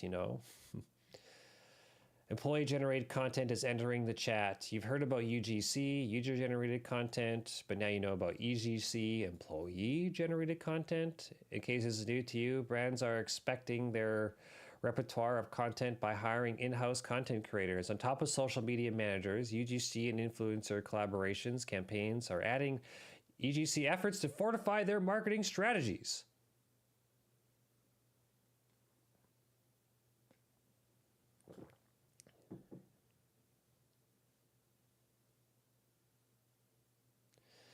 These in-house content creators get paid an average of $7 to $10K a month to be full-time creators for the brands. This further highlights the importance of authentic, everyday content. Here are the stats to back it up. 50% of social media video platform users are looking for content that mirrors their lives. That's the whole relatability thing. So yes, there's authenticity, but then there's relatability. 80% of consumers say that authenticity is the most important factor in deciding which brands they support. 57% of consumers will increase their spending with brands they feel connected to it. This number has grown exponentially too. The consumer relationship with brands and trust to buy off their products. Like I would say, like 5 years ago, this would have been 20%. I'm gonna say this is a consumer. It'll get to the point where if a consumer doesn't know enough about a brand, they just flat out will not support you. Give it a decade, this is going to be in the 70s and 80%. 76% of consumers will buy from brands that accomplish that over their competitors. Yeah, I'd say that's true. Well, there isn't a degree for content creator roles. Having experience in influencer or UGC creator is a must. After all, you need to prove that you're efficient and work through a portfolio for sure. Consumer trust and influencer recommendations. Approximately 65% of consumer trust is blah, blah, blah. What this means, platform. Yeah, in my GAIN framework, I call it income, transparency. In my, here I talk about income, style, content, so that paid partnerships feel natural in your audience. So that when you do land a partnership, be sure to disclose it accordingly and only promote products you genuinely endorse and present. Yeah, of course. Platform diversification, yes. The shift towards authenticity in these content. I feel like every year this paragraph just gets repeated. Doesn't make it like less important, but it's like, let me preface by saying all of this stuff is still important, but then here's everything new for 2025. So small little tidbit. You notice here up in the URL slug, we have a UTM tracking, what is it called? Like the sea urchin tracking module code for ChatGPT, right? So then now when these people are in the back of Google Analytics, it'll tell them that Derek here came to your website from ChatGPT.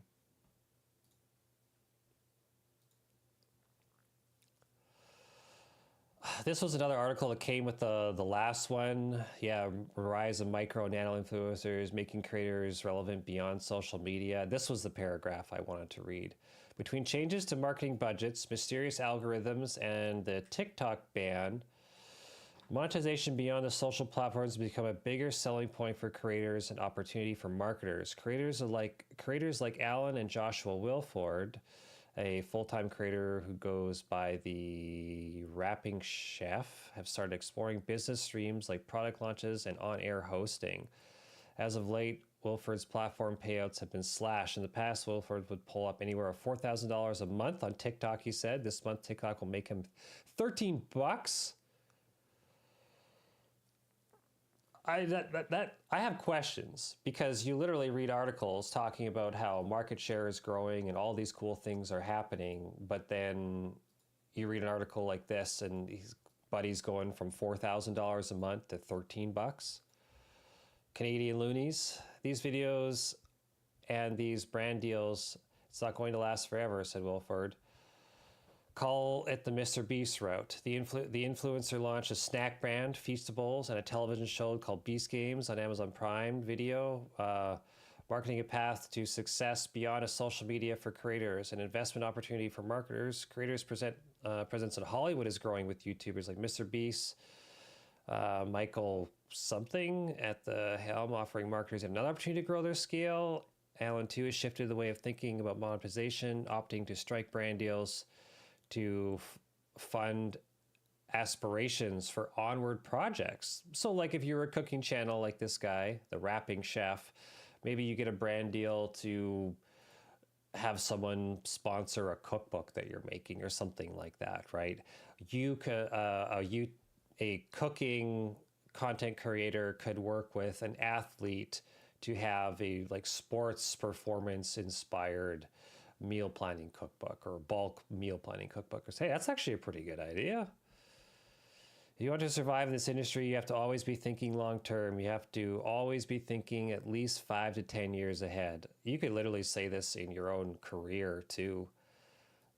If you're not thinking 5 years ahead when you work for an employer, like in 5 years, your employer could have plans to fire you. You know, he could have a whole roadmap in the back of his business operations book of offloading, 80% of this workforce in the next couple years or couple months. Like, yes, if you want to survive in any industry, not just the content creator industry, you got to think long term. And at the end of the day, the only person you can trust to make good decisions is yourself.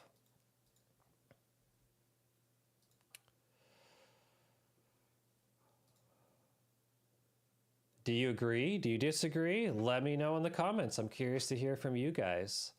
I've been enjoying going over these updates. I had just a couple notes of like things I hoped that I would find. I put together like a really quick bullet list in Notion last night. And I haven't seen any of these articles myself, so it's really neat to go over them and see what they're saying in real time. It's people react to YouTube videos. I'm reacting to written content. Is this the new era here? Let's see what some of these chat messages say.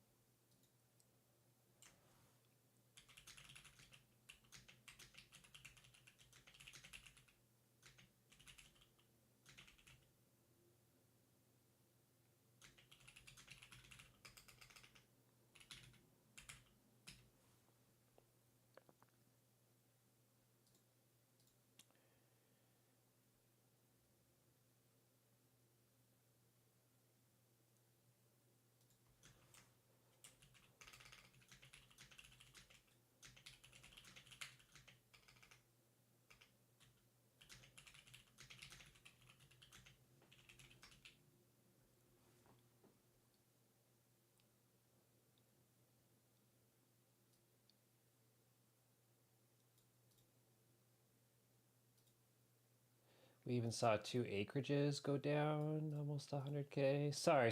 I just got a reply to the realtor here.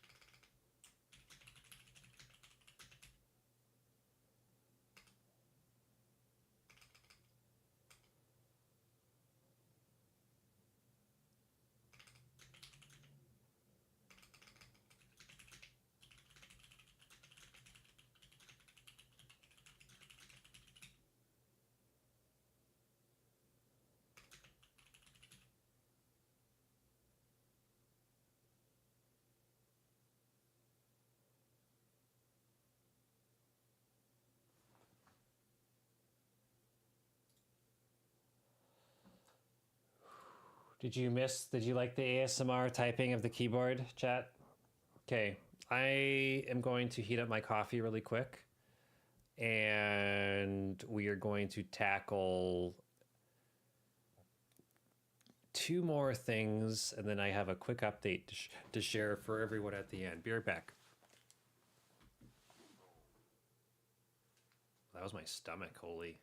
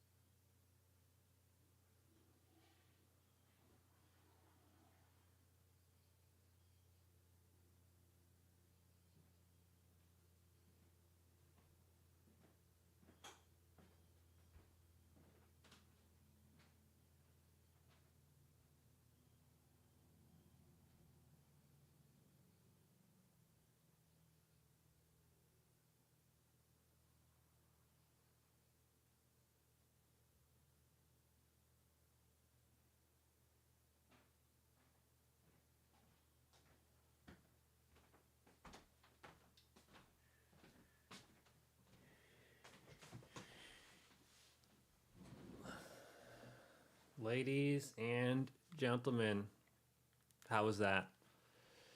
I should have mentioned that the people here watching on YouTube, if you want to hear any of the background music, you're going to have to tune in to Twitch or Kick.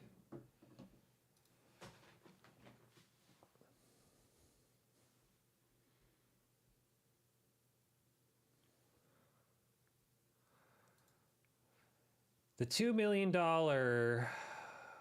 global wellness market gets a millennial and Gen Z glow up. Oh, what time is it in?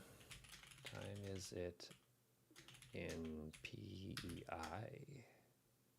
Oh, it's the afternoon. Okay.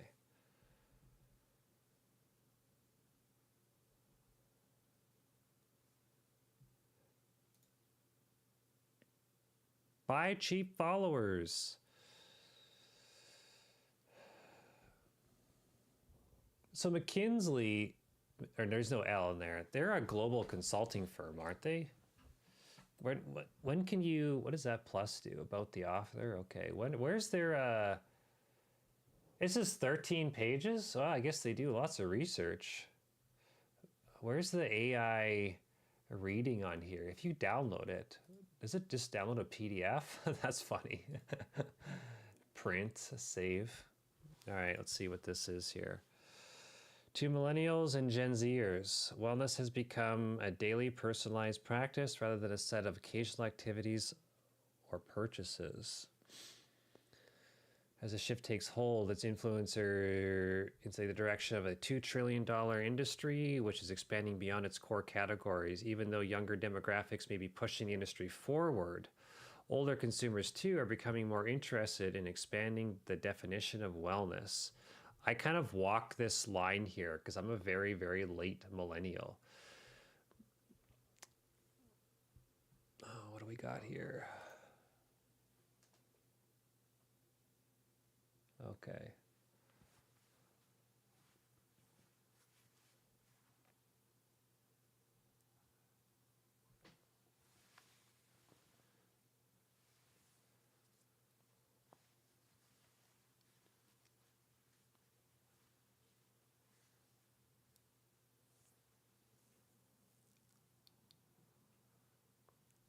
Younger generations are spending disproportionately on wellness. It's like the concept of health span.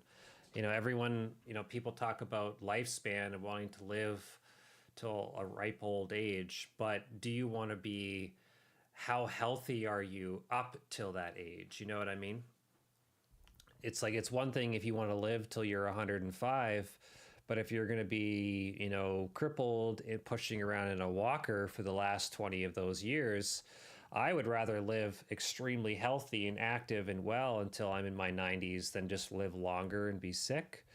So let's see what this says. Wellness is more important to consumers than ever. In the United States alone, we estimated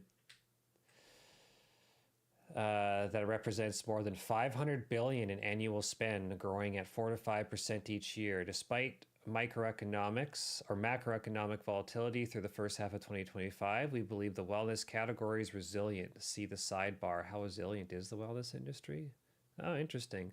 Meanwhile, 84% of US consumers say, this is how you know it was written by ChatGPT. No one writes out percent, right? No human does that.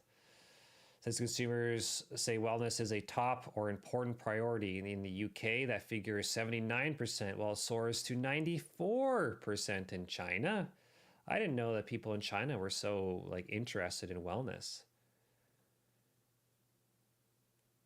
Younger generations especially are increasingly prioritizing wellness. They're 30% of Gen Zers, Gen Zers, people born between 97 and 2012, and millennials. Did they increase this? I thought millennial was 88, 81. That's a huge gap. Reports prioritize a lot more compared to 1 year ago versus 23% of the older generation. This may be due to several factors. Younger generations self-report higher levels of burnout and worse overall health compared to the older people who are more exposed to health-related content on social media, where they are more likely to be influenced to make wellness-related decisions and purchases. what is this word? The prioritization of wellness is translating into dollars spent. While Gen Zers and millennials make up for just over a third, the adult population of the US, they say that 41% of annual sales are coming from that group compared to the consumers age 58 and plus, only 35%, only 28% of the wellness population. Sure. This is just a lot of statistics. It looks basically the TLDR of this would be that Gen Zers and millennials are spending like more than double than the previous generation. Well, the sector. What's the other overall? And then, oh, okay, that's the percentage. Sleep health.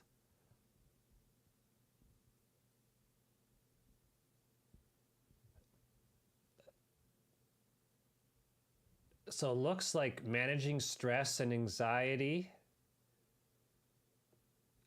heart and brain are like the highest health concerns of that category.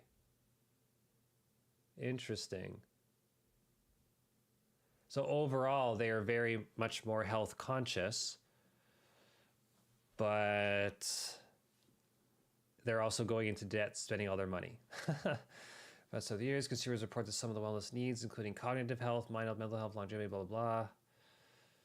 Gen Zers been more. Well, I don't want to read these like 13 pages, but I like these charts and graphs. There we go. This is what I want to see. Wellness consumers can be grouped into 5 segments. 6 areas of growth.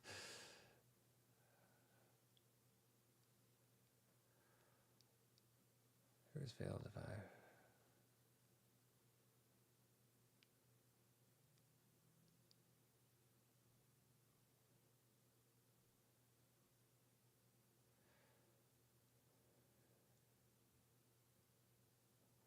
Biomonitoring, relevant today in addition to these trends. Functional nutrition. Oh yeah, like gut health, energy, natural sources of pain and anti-stress, stuff like that. What's number 2? Beauty. Okay. Lines between beauty and wellness continue to blur. A growing number of beauty products featuring active ingredients. Oh yeah, like CBD creams. Yeah. Longevity, kind of like the health span, right? What I was talking about. In line with our findings last year, demand for products and services to support longevity continued to grow. Up to 60% of consumers across the market report that healthy aging is a top or very important priority. In-person experiences and wellness travel. Interesting.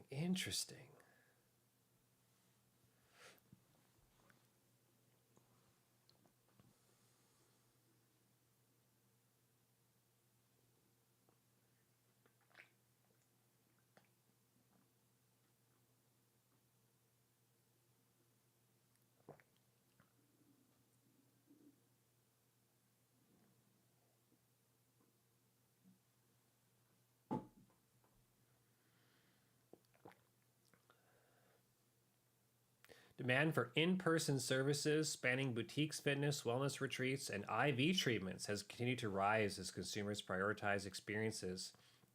Across all the markets we surveyed, consumers reported purchasing more in-person services this year. Well, I mean, that's also because in-person services took a rapid change over the past few years since COVID, but okay. One stand on our research, boutique fitness classes and wellness retreats, net purchase intent for these offerings was a 30% indicator more consumers could spend on these services.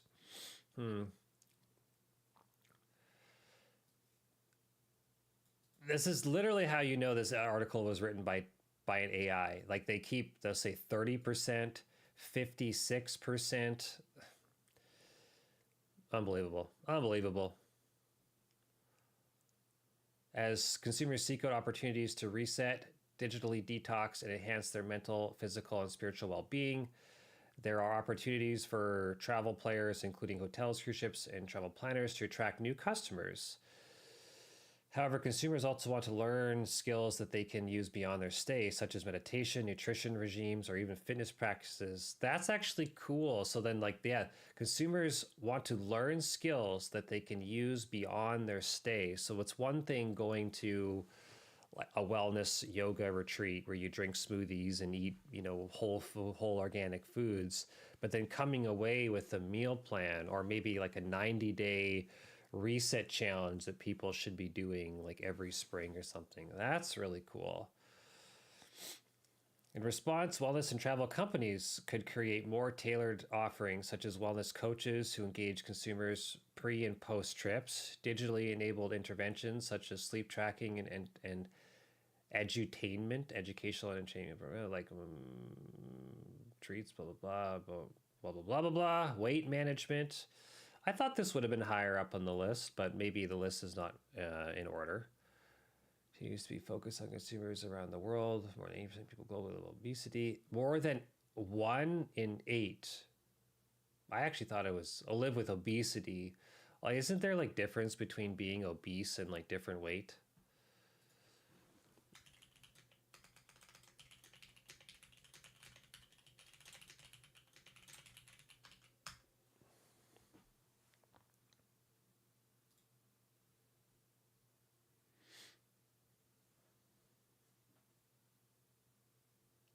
While exercise remains the most common weight management intervention across markets, no kidding.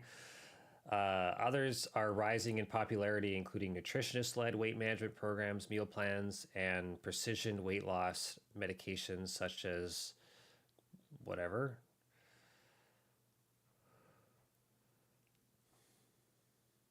So obviously, it's probably not in too big of an order. I would have mentioned mental health being on the very top, whether due to burnout, climate, and economic anxiety, social media overuse, or some combination of these factors. Young people across markets report having worse mental health than older generations do. Totally, I 100% see this all the time.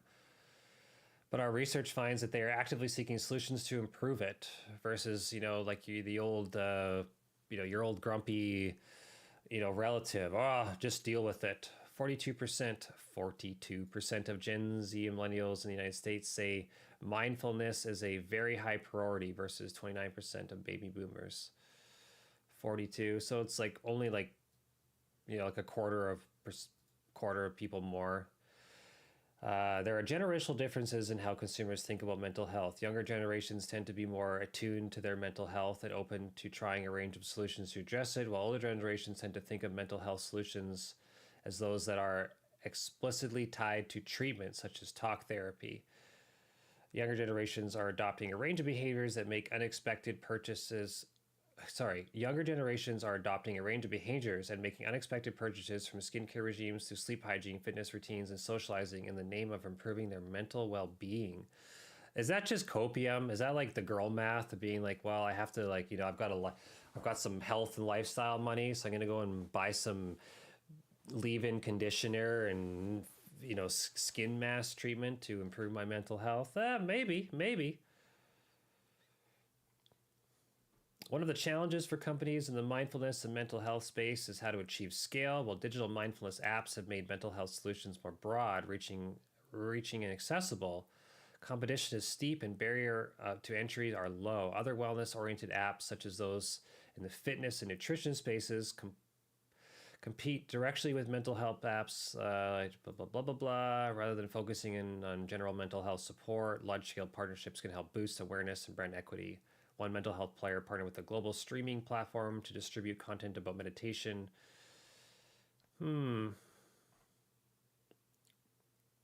As wellness continues to evolve from niche interests into a mainstream lifestyle priority, Gen Z and millennials are setting the pace. There's that M dash from ChatGPT for you. Reshaping expectations and pushing boundaries of what wellness means. Other generations, too, are adopting an expanding definition of wellness. To position themselves for success, businesses across consumer subsectors should consider 3 imperatives. Break barriers. Let's see what this is. Wellness is about consumer need states more than about categories.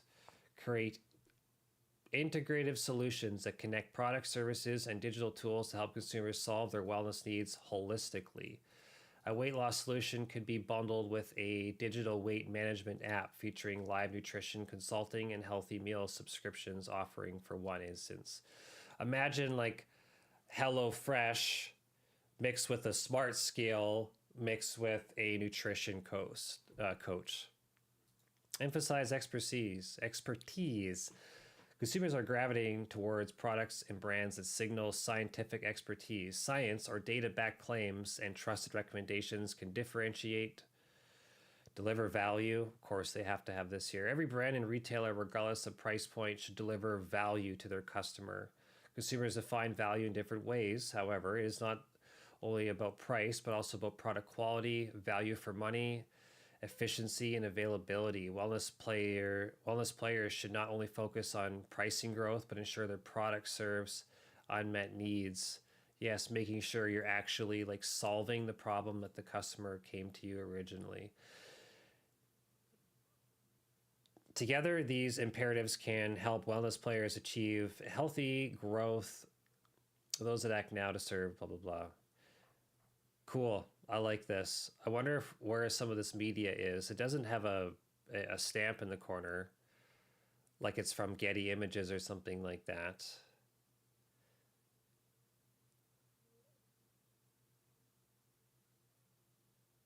Scanning for AI.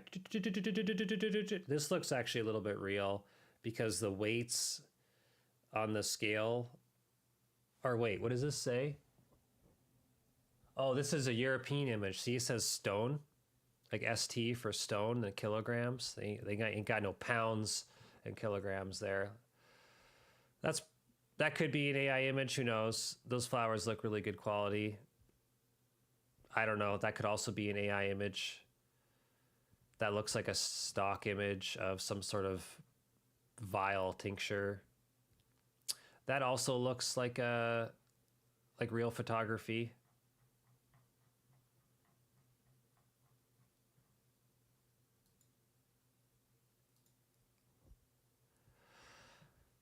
We're a little bit over our time today. I might save this article for next week, provided it doesn't cut me out. How do we like that today? I'd be curious to know from everyone what some of their favorite features coming to YouTube, Instagram, and X that we've discussed today. Have you guys had any issues with reach on X by chance?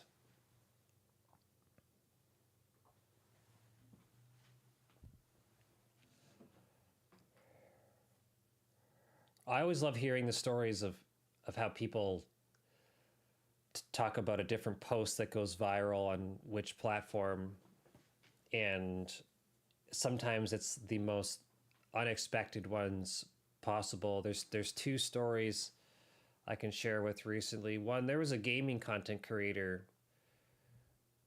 who had his first short reach over 1 million views, and where most of them are in the thousands to like low 10,000s, this was definitely an outlier. You know, it's that 1 out of 10 video on YouTube. But when you watch it, it's really hard to reverse engineer and dissect what the video is actually about. Sorry, not what it's about, why it worked. We know that the video is about a gaming topic, but to reverse engineer the hook, it is just a guy saying, "Hey, do you remember this?" And then he goes and like shares something that controversial that happened with a video game skin item.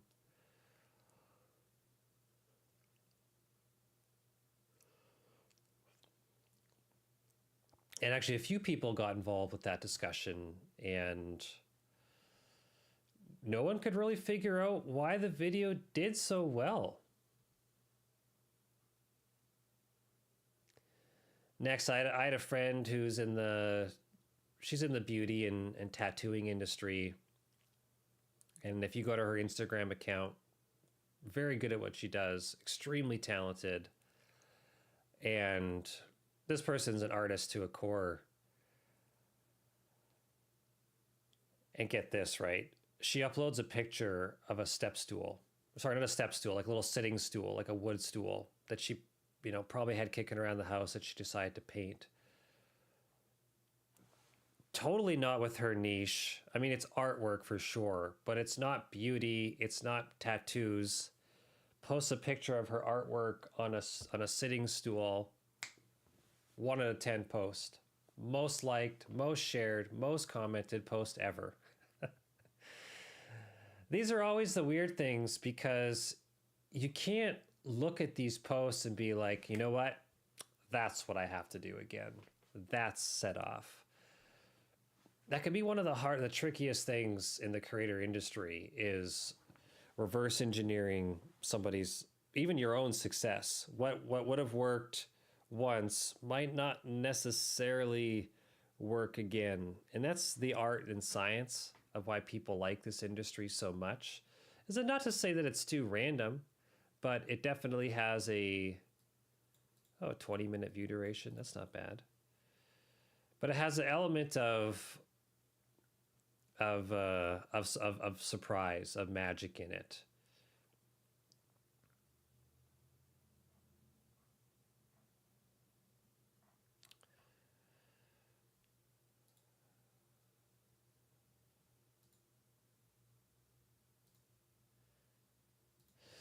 Well, ladies and gentlemen, we've been live for almost 2.5 hours now. We're going to be live every Friday going over the latest industry news, what's happening in social media. I'm going to do some live account audits in the next couple weeks.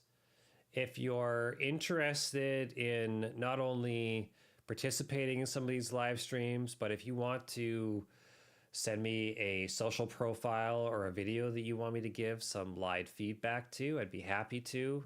There is a Google form in the description, but it's all pretty vanilla here. You can always drop a link in the chat, and you can also remind me next week too. Don't forget to follow me on some of the other social platforms. I'm very active on X and Instagram. I do get a lot of outreach through Discord as well. I'm here full time. Whichever way you want to get a hold of me, I'm available. If you want to work together, I will leave a Google form link in the description that just kind of goes over a few questions with what you're trying to achieve. I do want to thank everyone for spending their Friday morning with me in this creator open office hours. I have a whole house that smells like a butcher shop right now. I've got some homemade bone broth on the go in the kitchen. So I am going to get some things ready for the afternoon and start my weekend. Thank you so much for tuning in. That is going to conclude today's live stream. Thank you, thank you, thank you. Take care. Bye, bye.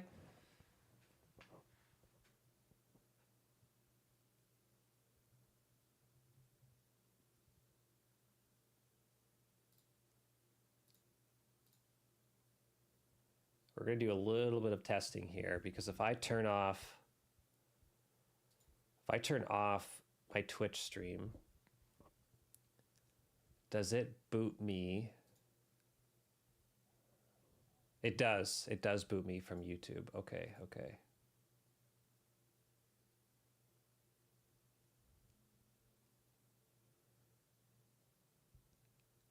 Or sorry, does it boot me from YouTube?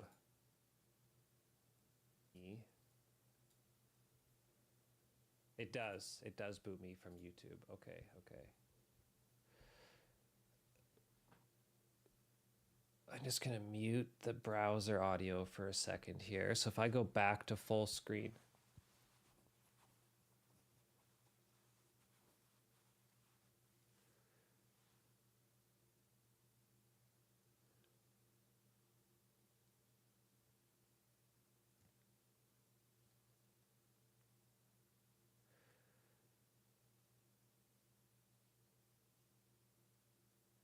Oh yeah, YouTube still works. Okay.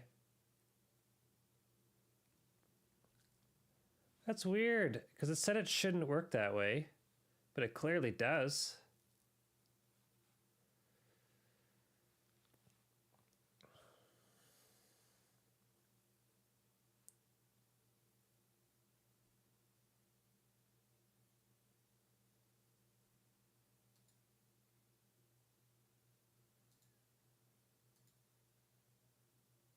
Okay, done testing. Thanks everyone. Bye. Goodbye.